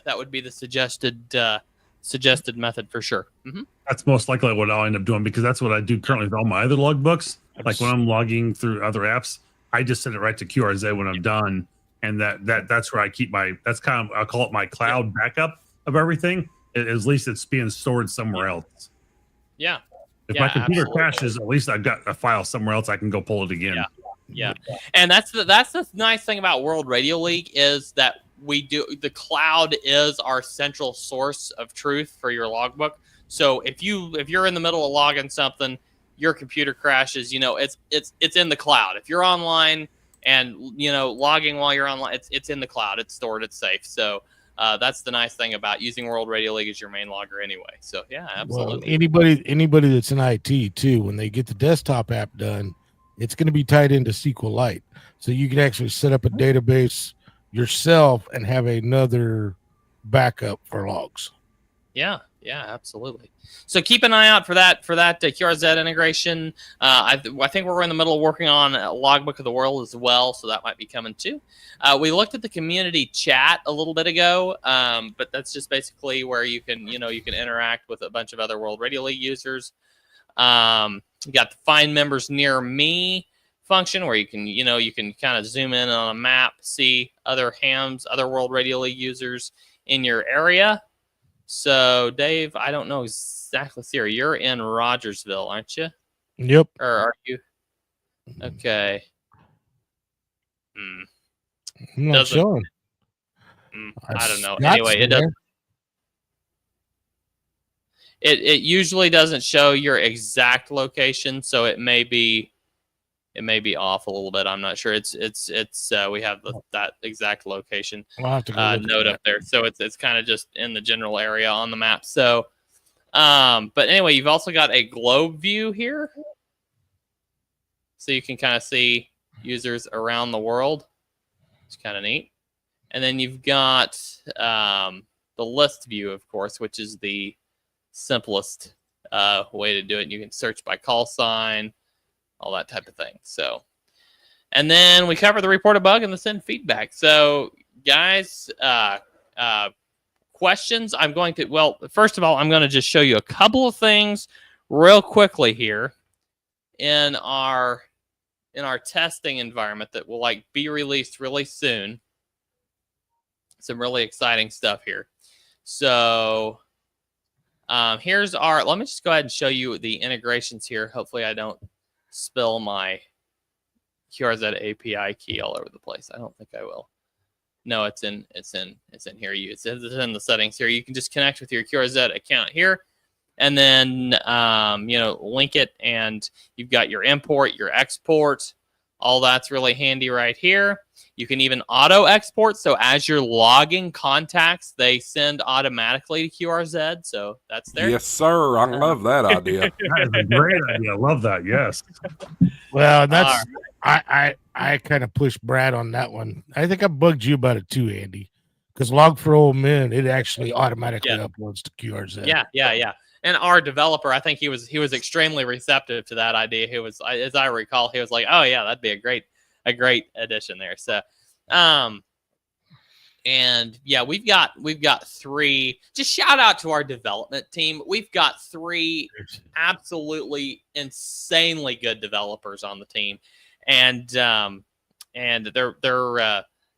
our whole team. We've got a very great team in our in our media department and our our development department across the board. We have an extremely good team. So shout out to everybody. It's certainly not just me and James and Brad. We've got a massive group of I say massive. We have an incredibly skilled group. They've got massive talent. We've got an incredibly skilled group of people working on this thing. So just shout out to all those guys. Yeah, Pepe wants me to show the map. That's where I was headed next. So if you look at the share map here, you can customize this now. So if I want to go in here, say I want, I'm just gonna do some custom colors here. I want a let's see here. First of all, I'm going to turn off these options, so we'll just start from scratch. Okay, so I want a dotted line instead of a well, we'll do a dashed line here. We'll turn the line color. There we go. Turn it orange. Make my pin color, my pin style a circle. We'll bring that size down. I'm gonna turn the border off on that. Bring that size down a little further. See here, there we go. That's as small as it will go. I'm gonna change my pin color to, let's make it green. There we go. And there you go. You've completely changed the look of your map. I've got multiple line style options here. We'll do solid for now. I'm gonna change this line color to red because I like the way that looks. Now if I go over here to the advanced tab, no, let's see here. Is it which tab is it under? I've got, trying to recall here. This is all new. So here we go. Map style. Change it to a satellite map. We can change it to terrain. We can go a hybrid map. We can do a dark map. You can do retro. You've got all these options here. I kind of like the way the satellite map looks. We can turn on clustering, so it kind of clusters your pins there for you. We can turn on a heat map, so you can kind of, as you zoom out, you can see kind of trends, groups of contacts in different areas. You can turn on grid lines. You can turn on a gray line map, and that is a live gray line map. So let me show you that. If I let me go ahead and look here, I can change different pin styles and colors based off of mode, and I can just do that right here. So if I select like all my single sideband contacts with a circle, and all my CW contacts with a diamond, and you can customize that to infinity basically. Now I'm going to save this. Now if I do a map share, you can see all that's on here. Just customize just like I had it set up, and you can of course turn off the gray line before you do the map share if you want to. But just looks absolutely beautiful there.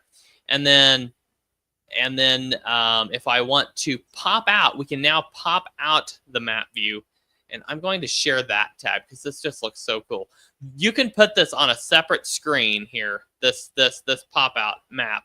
Put it on a separate screen. Put it in in a different window, and you can watch your live gray line with your live contacts all up there on your screen as you're logging.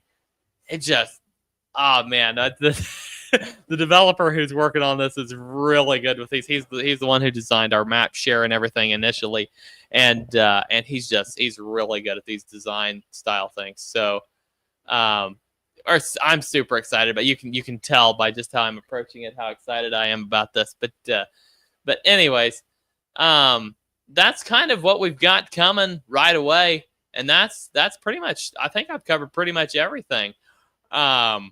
Yeah, Josh, anybody have any questions? Any thoughts? It's absolutely fun and exciting stuff. This is cool stuff for sure. Yep. Andy, I got a question on the map where you can find members near you. Yeah. What if it shows 2 and when you scroll down and you still don't see 2? Is the map putting both those pins in the exact same spot to where you can't separate them? It could be. I'm not sure exactly. I'd have to see kind of what you're talking about. You can always, if you see something like that, I'll jump into beta channel. Okay, yeah. You can always ping me directly on Discord, or if you see something like that, you can always send it a bug report too. That helps us keep track of it if it's like really literally a bug. So. Well, I normally search the beta channel first and see if it's already been reported. Yeah, absolutely. Chat, we're asking you too. If there's anybody in the chat that has questions, make sure you jump I'm gonna in. I'm gonna have to jump here in just a couple minutes. So yeah, if you've got questions for me, throw them at me. I'm here to answer them until I drop here. So. Yep, same here. I'm gonna have to drop. I gotta go pick up the wife from the car repair. So anyway, all right, Marvin. Appreciate you coming in as always, bud. Yeah, absolutely. Good luck. Be safe, Marvin. And Marvin, thank you so much for your help with the Flex integration. We really appreciate Marvin's help with the Flex situation. So thank you, Marvin, so much for that. We're glad we can help out. So we had a triple there. Dave, you were saying something? I was going to say, what's Marvin got coming up on his channel before he jumps out? Yes, let's give you your chance to do your shout outs. Several new things. I just put out posting today on my channel for the Spec 5 relay. I've been building one myself, and I really think that building the relay from Spec 5 is just as good as what I'm building, but it's just that it's already flashed, it's already set up, ready to go, and for the price I built mine for, you could buy the one from Spec 5. So that's really cool. I really like that. That's been really good. Got a new podcast releasing next Monday, so I'll be recording that probably as of tomorrow or Saturday, and catch those every 2 weeks. And I haven't really figured out what this one's going to be about yet. I haven't done much preparation on this one, unfortunately. So, and you're the one fussing at me about preparation. I know. What's wrong with you? I've been procrastinating on this one. This was it's just I've had so much other stuff going on. What I'm really working on is trying to integrate the MacBook OS, the 705, and I had an RTL. What the hell did I do with that? I don't remember where I stuck. I took it upstairs. Accidentally, I had it in my hand earlier. So I'm working with an RTL SDR. And I'm trying to get the ADSB function to work on a Mac OS. And I'm just this close. And I think my RTL crapped out on me overnight somewhere last night because I had it working, and then today it crapped out on me. So I've got another one that should be here tomorrow, and it's really cool because the new RTL SDR now from them has a USB-C in the back of it instead of the USB-A, so you can plug in. So that works out really good on the MacBook when all you got is just the USB-C ports. And wow, that's so cool. So this is the USB-A version of it.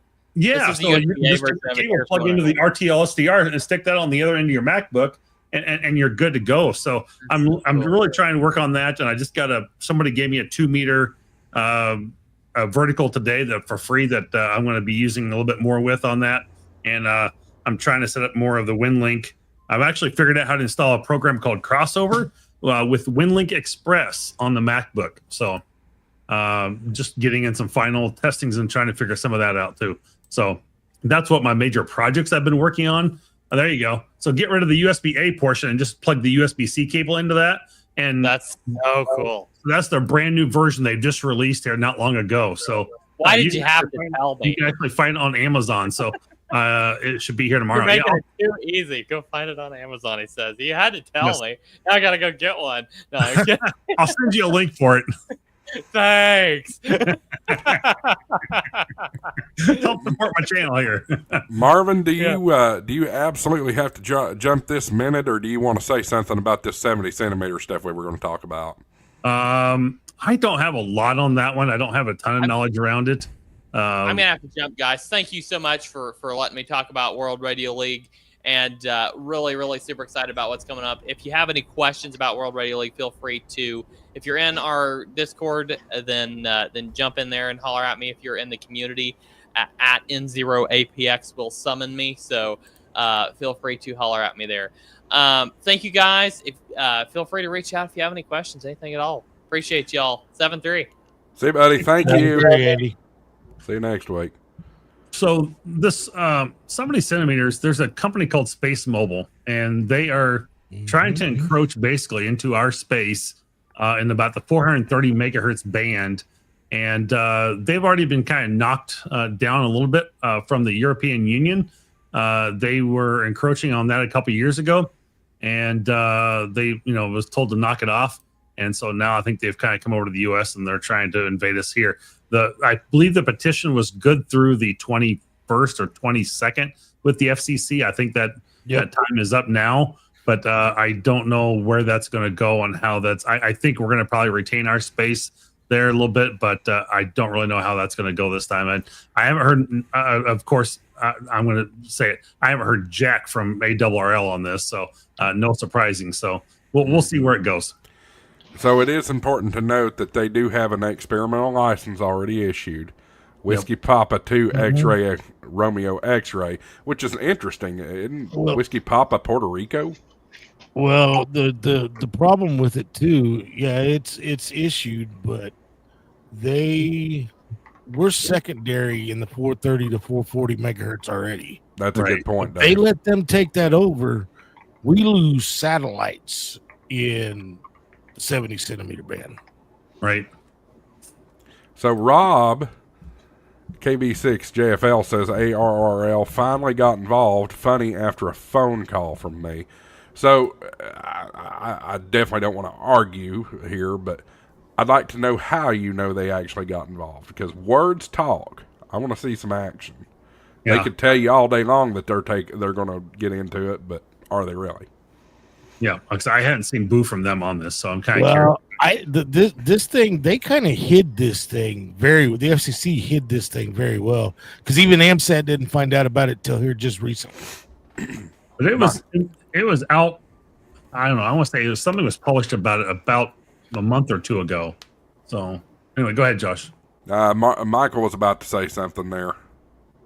Well, one of the I can't think of it's in Massachusetts. It's up off of 95. One of the missile defense, the Patriot, the company that makes the Patriot missile. I can't think of it right off the top. Raytheon. Sorry, Raytheon. My buddy was at work. He's a ham, and he said that the Raytheon just got a license for the 435 portion of 70 centimeters for a 17 megawatt transmitter. That it was a listing for FCC. And I went, wait, what? I'm like, what are they going to be shooting with that thing? So yeah, the ARRL comes out with an email on their weekly ARRL letter, and this is like the second article in their newsletter that came out this evening at literally at 7:20, and I think it's what Josh just pulled up, and you can read the full ARRL comments on the PDF. But I mean, yeah. I'll drop the link to that in the chat here. Let me get it off of just YouTube so everybody can see it. But yeah, the comment period's over, unfortunately. But the funny thing is, that's why it says reply comments to the application are due by August 5th, 2025. The ARRL continue to fight to ensure amateur radio operators have reliable interference and free access to the spectrum they depend on. So I don't know how that's possible when comments are done by the 21st of July. So a little something's a little off there. So, and again, I don't want to get overly political here, but I know from my viewers, I have seen comments as of late about this administration is all about making a buck, and so we have to be significantly protecting our bands at this point. I don't want to get into all that nonsense. I don't care if you're Republican or Democrat. You are welcome here on HamShackTV. But this, I hate to say, even though I personally am a Trump supporter, I will admit that, I cannot say that I'm not fearful of that too, because it is all about the money. I mean, I'm not going to play the clip, but we know what the clip says. You know, that is certainly the mentality of Trump administration. I mean, imagine, think of all the tariffs that we're looking at now. We have to worry about this, guys. So I'm a little disappointed that notice about this didn't get published sooner. That way we could respond faster. But as soon as I heard about this, I published that video. I had to get it out there. Falcon 880 says, I understand from another channel they approved the license before the submission period ended. I believe that is true. That is very true. That's not right. They should not have issued the license beforehand. But to your point, Dave, we are secondary in the 440 band. Yep. So in the 430 to 440, we're not in our true 70 centimeter repeater. We're not secondary there. Right. 430 to 440, we are secondary. Yeah, that makes sense. I mean, real quick, I've got to go. My wife just called. Yes. But thank you guys, and have a great the rest of the show, and we'll talk to you throughout the week, I'm sure. So, Marvin, have a good night. Yep, take care, guys. Be well. Appreciate it, buddy. We'll see you next week. So yeah, this is a little alarming. I mean, we've already seen part of 220 ripped away from us, and now here we are with this. Now, I don't have a lot of operations in this particular part of the band, 430 to 440. The only thing that I use in that portion of the band is that's my hotspot frequency, 438.800. But that's satellite. That's satellite work in that portion of the band. Yep.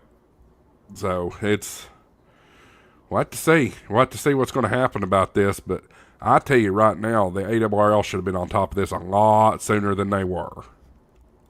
Well, Marvin said something a month ago. I normally try to stay on top of this. They kept this hidden. They kept this hidden very well. I mean, look at when they issued the comment, July 21st. That's the day that the thing ended. You know, the comment period ended. So they had literally no time to respond to this, really. I didn't find out about this till, what was it, Friday night before your stream? You talking about the AMA stream on Saturday? Mm-hmm. Yeah. I found out about it Friday night. Well, they took it very seriously because you can tell they had a process server serve it. Oh yeah. So that's good. Everybody, good. I know everybody's got their problems with the WRL, but they still do fight for amateur radio. I've got my problems with it, but I don't badmouth something. You got to get involved if you're going to truly badmouth. Is the way I look at it. Yeah. Well, and to that point, and I've said it, and I don't want to make tonight into an ARRL bashing because they actually did something. I'm very pleased that they actually did something. Oh, I still think there's a lot of good they do. Yeah. I mean, the best thing, I tell folks in my videos that I talk about the league, the best way to speak out your displeasure is your money. Mm-hmm. And they have already seen a lot of members go away, and I'm afraid now that QST's gone, well, QST's digital now, that number's going to go up even higher. Falcon 880 says ISS contacts are on 440. Yep, they sure are. Yep. Michael, you ain't got a chance to talk a lot. What's on your mind? Well, I'm just, like I said, I just, there's going to be. I mean, granted, amateur radio is second on the UHF band from 435 to 449, but if we don't use it, we're going to lose it. It's just like a lot of the other band portions that we have lost. It's I mean, 220 is still there. It's hanging on by a thread. 900 is hanging by a thread, but we are second there also. It's just with the commercial world that I deal with, nobody sees it as a detriment in my commercial side. So, but on the amateur radio side, there's a lot of people talking up here about it too, and it's really bad that we need to get more voices. We have the ARRL, granted, but we need more people. We need more people to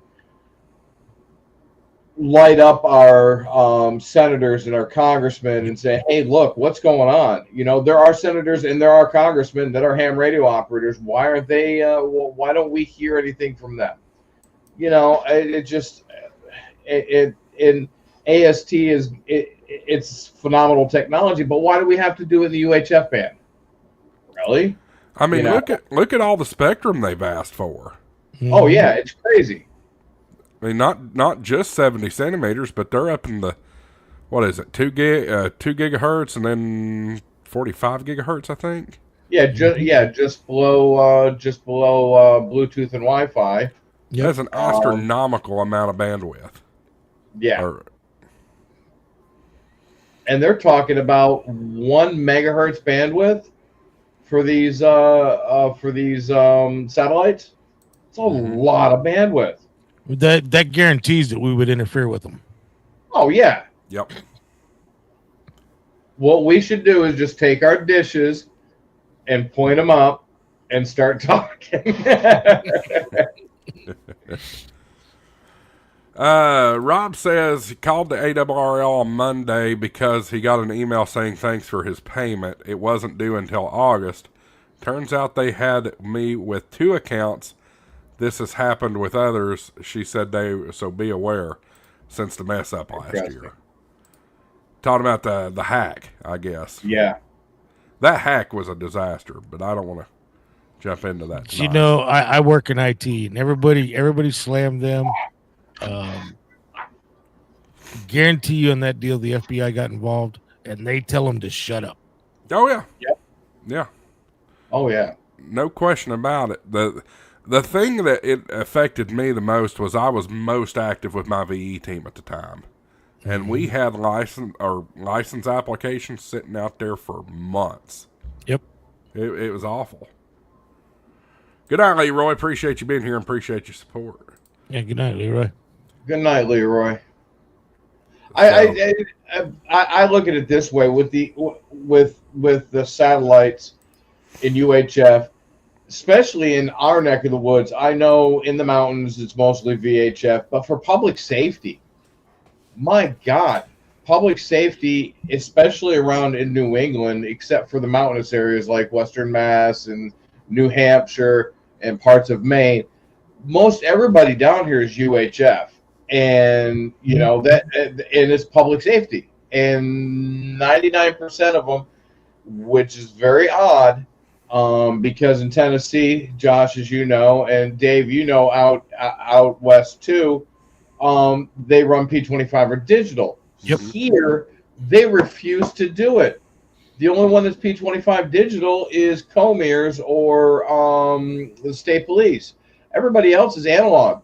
Boston Fire Department is analog, and they said they refuse to go to digital or P25, even P25 conventional, because they said that the audio is terrible. And I'm like, the technology has changed. They have so many repeaters and transmitters in the city of Boston The noise floor, literally on the UHF band, and the noise floor is a neg 86 in Boston. Wow. So I take it they're not doing any trunking up there. No. See, They have individual channels. Wow. Yeah, it's crazy. I don't understand what happened, but you know, every police station, everybody is analog except for the state police. See, we still have some analog fire protection areas, but even the small police stations in small towns out here, they're at least using DMR, and they're encrypted. Some of them are actually encrypting their DMR. Yeah. And but Motorola tried so hard to keep DMR out of public safety. Mm-hmm. They said they will never be able to cohabitate DMR and P25 ever. You know, TDMA and FDMA. They said they will never cohabitate. They will never cross over, and public safety needs to stay out of it. But yeah, if they don't go digital and companies like AST and that start pushing portions of the UHF band, it's gonna be interesting. Well, and we can't just rely on WRL or even that new organization. Us as hams have to start paying attention to that, because they're getting real slick on hiding it. We got to start making comments. We got to start pushing it. Yep. Yeah. Well, and two, I think we should really, really pay close attention with 70 centimeters, because we all know, for whatever reason, signals just propagate better in UHF. They really do. They penetrate buildings better. Well, that's why we lost 220. That's why we lost that big chunk of 220. 220 is probably the best propagating UHF VHF band there is. And the worst part about that is UPS went and bought that because they had this big project and they sold it to them. And they never used it. UPS didn't use it, turned around and sold it to FedEx, and FedEx is just sitting on it, not using it at all. Yep. 100%. Well, I'll tell you this. We've got 440 repeaters around here. And the most that they're active is for what we call M-tiers. It's the statewide Skywarn program here. Yes. And that is it. I don't hear any other traffic whatsoever on 440 around here. And that's a problem, guys. I have preached it on this channel over and over and over again. If you don't use it, you lose it. Yep. M-tiers is a huge system in Tennessee, too. Yeah. Yeah, I mean, it goes from one side of the state to the other. Down into Georgia, down into Alabama. 65 linked repeaters, I think, last I looked. Yeah. It's crazy system. Yep.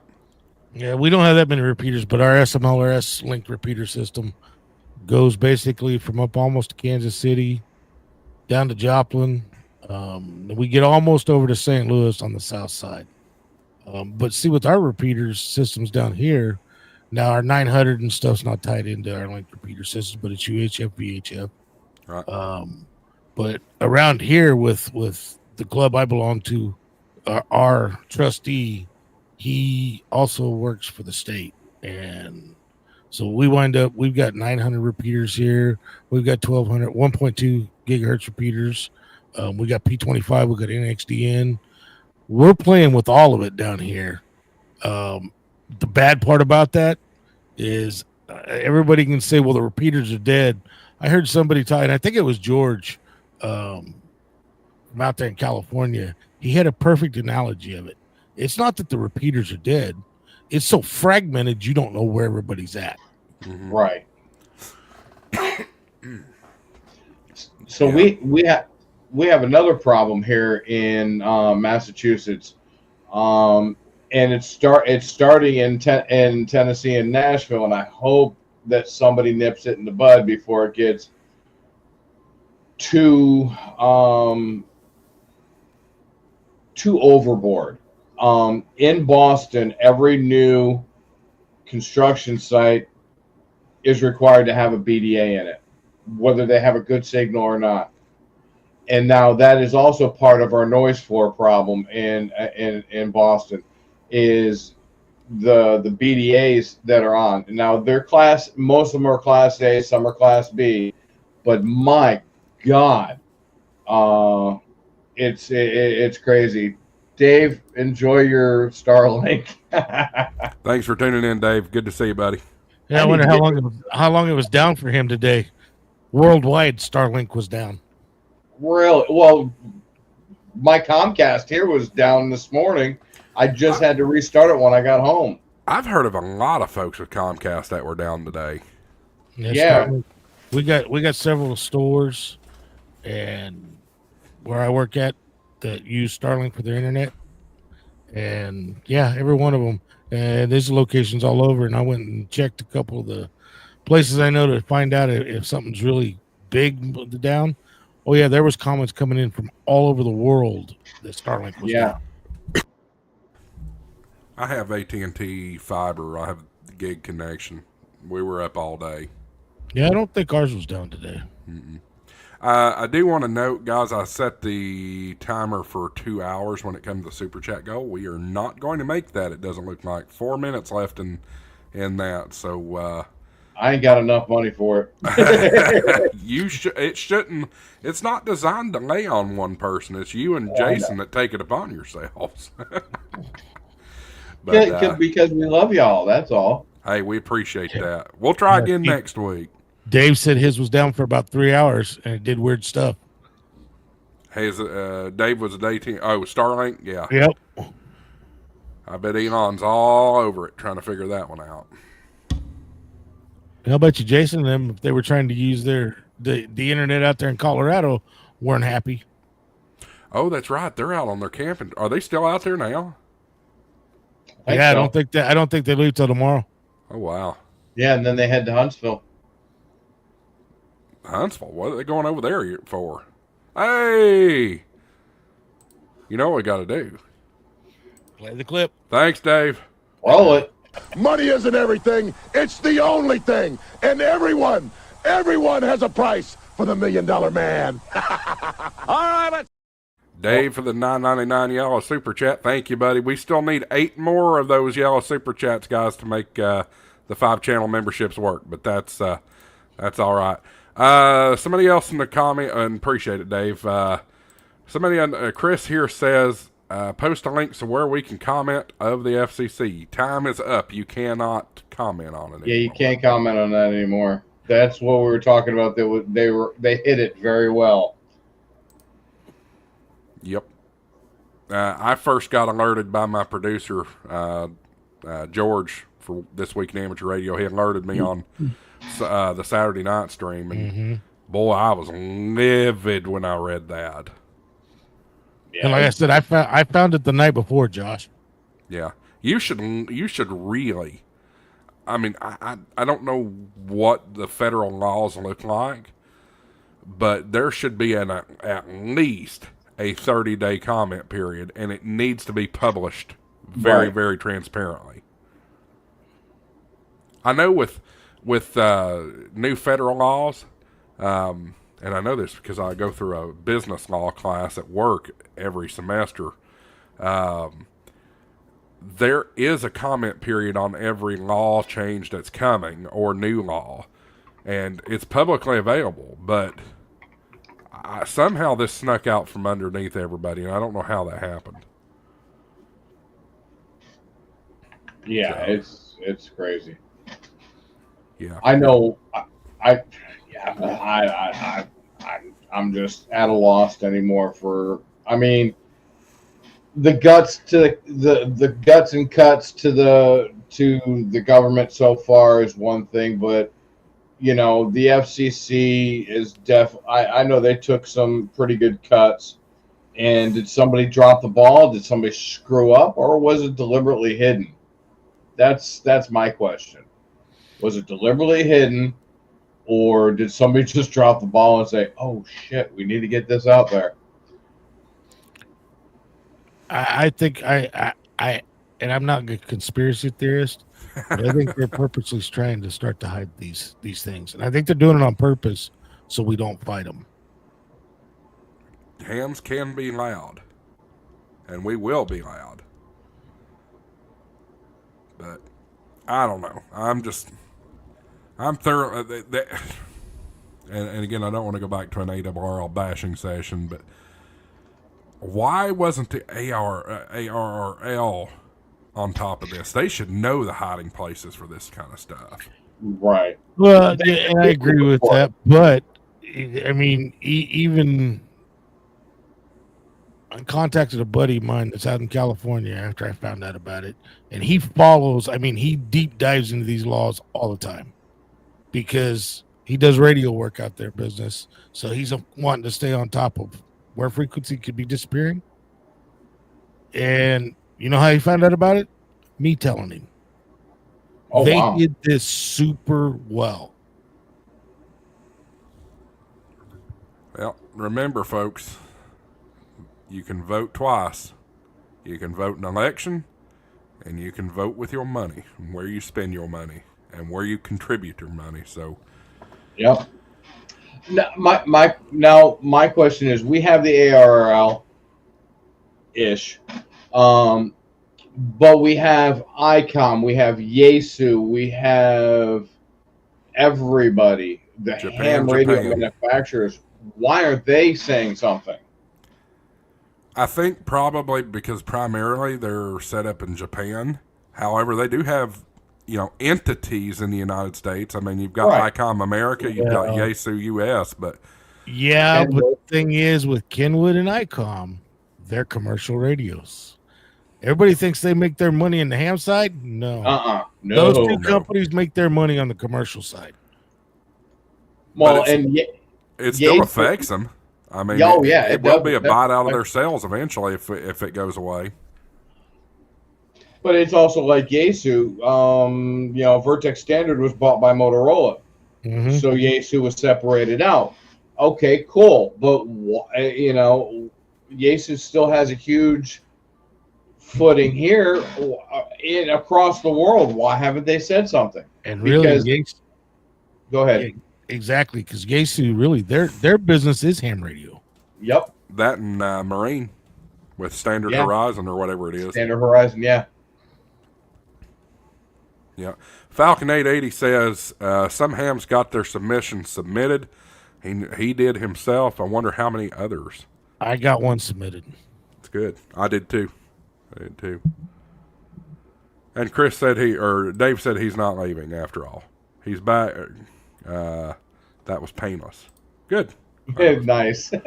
Glad it was painless. I need to get me one of those little boogers. On a different note, do you remember the little stand? Was it Standard? They had the little VHF and UHF credit card radios back in the 80s. Yeah, they had the little telescoping antenna. I remember. So cool. I'm too young to remember. I was gonna say, hey, Michael, Josh is still a baby. If you call 36, almost 37 a baby, I mean. Yeah, you're still a baby. 36, 37. My oldest daughter is 40. Well, my oldest son is 30. Well, Michael, you don't show your age, and I'll throw the nod at Dave. You don't show your age either. Oh yeah, right. actually, if I got my hat on and I shave my beard, people don't believe how old I am. Do you look like a grumpier old man? No, actually, when I tell them how old I am, they don't believe I'm that old. But when you got the white beard, it's kind of hard to hide that. Yeah, it is. Hey, they make something for that. You know what? Everybody I've talked to that uses it says it looks like crap. And what I got dealt, that's what I'm going to deal with. Here's an idea. If you that up there, I've been bald since before I was 30. Here's an idea. Just grow that beard out, and you can get a little second moonlighting job there in the holiday season. I usually do during the winter, but I don't moonlight at Santa. Oh, Lord. Well, fellas. Too thin in the face for Santa. Yeah. I did want to keep it to a couple hours. Those of you watching, I am leaving tomorrow morning for the beach. And we'll be in Myrtle Beach. I'm hoping to get an opportunity to go down to Myrtle Beach State Park and do a POTA activation while I'm there. No promises, but there will be some good drone video and things like that coming. We don't have time for the trading post tonight, guys. I know If some of you may have came for that, I'm sorry. I will allow posts. If you want to text what you got for sale, you can go. You're more than welcome to throw it in the chat tonight. But we officially did not make our super chat goal tonight, so no free memberships. We'll try again next week. And in 2 weeks, I'm giving away a Red of Us radio regardless of what happens. It's happening. So make sure you set your calendars. Everybody needs to be here. I think I'm hearing rumor that Ham Radio 2.0 may make another appearance. We'll see. I've invited the whole community of ham radio YouTubers to come on and celebrate with us. I think Vaughn and Julie are coming too. All them big YouTubers will kick us little YouTubers off. That's fine. That's fine. I already got told by one of them that I'm in somebody else's time slot. I'm like, sorry, it's a crowded space now. Yep, it is. And all respect to the ham radio, it's the ham radio and coffee guys. That's who I compete with. That's just the best slot that worked. I mean, I'm not going to do it on a Wednesday night because a lot of people are going to church on Wednesday nights, and I'm not going to compete with Josh or Jason or any of those guys. So, and Saturday night, everybody's out shopping or not shopping, doing what their weekend stuff. So, there's just not a great time. So Thursday night's it. Let's see here. What else? Recap. What's going on, Dave? You got anything coming? I'm working on the programming video for the H1. Hopefully get that out this weekend. Prep and Paul's giving me a bunch of crap about it. But I understand why. He wants to see a radio that you can actually program a DMR radio from the keypad. And I can do everything, including zones, on this radio. And maybe Sunday morning get out and try to do another POTA. Oh, you look at this. Michael's trying to steal the attention by bringing a dog up. Everybody's gonna pay attention to the dog. Look, I can fix that. 3 legs. Oh boy, I can fix that real fast though, Dave. I can just do this. But hopefully, if I can get out and do a POTA Sunday morning, I'm gonna redo the video. Went out last Saturday. Great activation. Hour and 20 minutes of video and no audio. How many times have I done that somewhere else? I mean, I don't know why. When I hook up the live, sometimes it doesn't take audio, so I've learned to check it every time. Well, no, I checked it. I checked it in OBS because I had my laptop.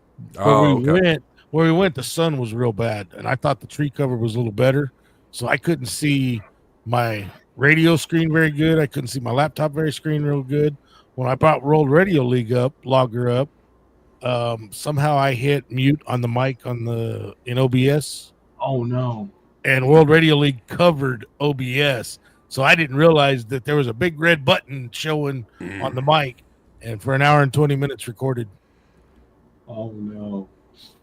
Oh man! I did a fail video, talked about it, showed a few minutes of the actual activation with no audio. I was going to say do a voiceover. I said in that video I'm not good enough to do voiceovers to try to fix that video. So funny thing is similar at Dayton first day. Walking through, they just opened the doors and everything. I was walking through. I'm fighting a summertime cold, so forgive that. But anyway, I was walking around, did the whole tour, got back to hotel that night. Not a damn lick of audio. I was so mad, so I had to VO the entire first day tour of Dayton. Oh no, it was awful. Well, that's about it. What's coming up right now. Work keeps me pretty busy, so I haven't been able to do too many. I need to get out. I need to do my alpha antenna review video, and as soon as I get my push up, do my in-fed biscuit review. That'd be good. That'd be good. Michael, what about you? Well, what am I doing this weekend? God bless. I got to clean the office up.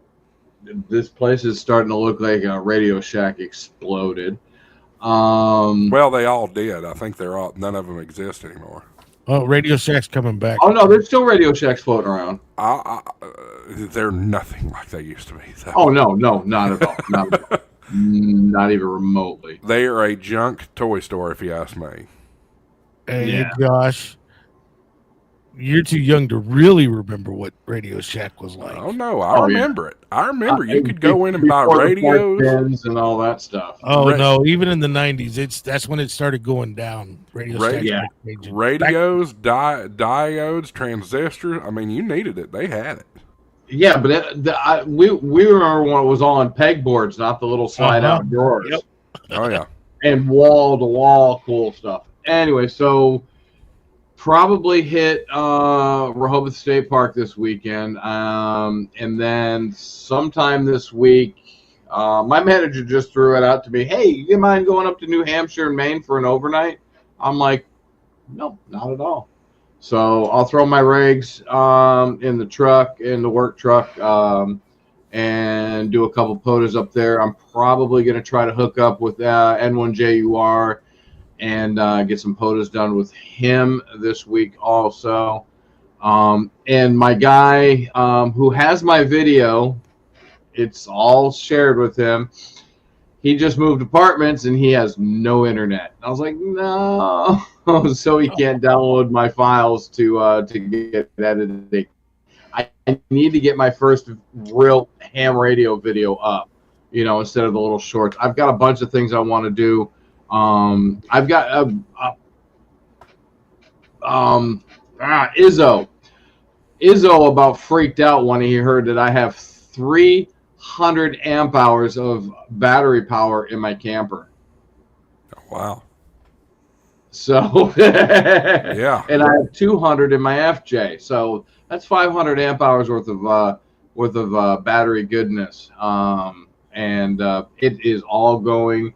Up to September, we're going to be camping up in New Hampshire for the 24 hours of POTA. That's going to be fun. Outstanding. Adam says, if the FCC has to take away a band, maybe they can take the 1.25 band since no one uses that band. Wrong. Kidding. No. Defend every inch of ham radio. Every inch. We should even petition to get the 4 meter band like England has. Yeah, that'd be interesting. That'd be an interesting DX band across the pond. Mm-hmm. Because I can hear them on 4 meters with no problem. Yep.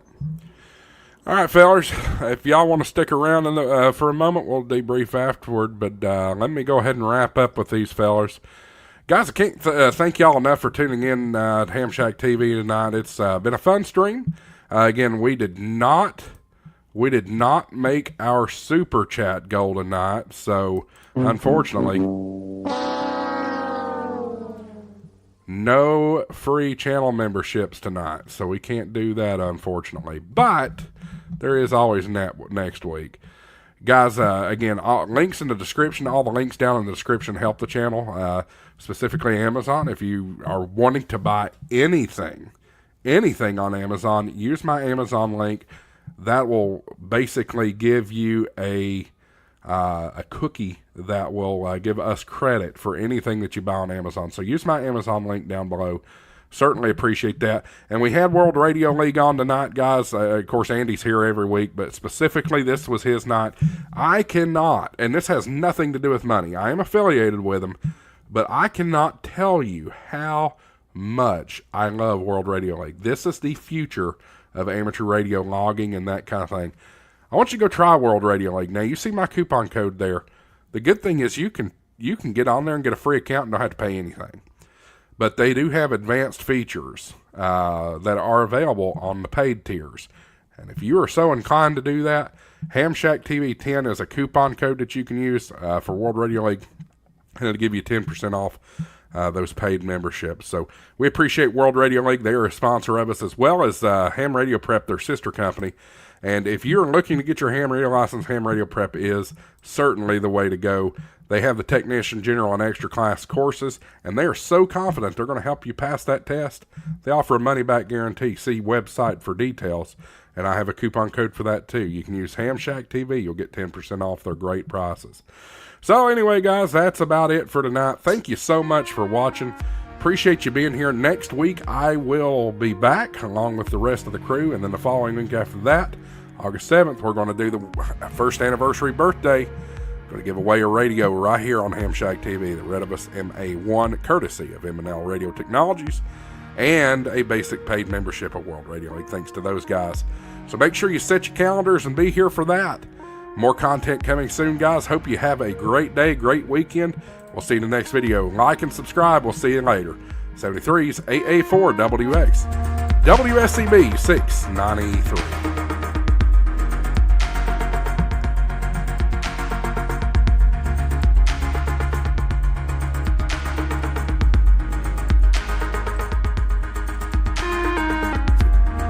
Jason, you didn't make it this week, so this one's for you. Money isn't everything. It's the only thing. And everyone has a price for the $1 million man. All right, Good night, everybody. We'll see you next week.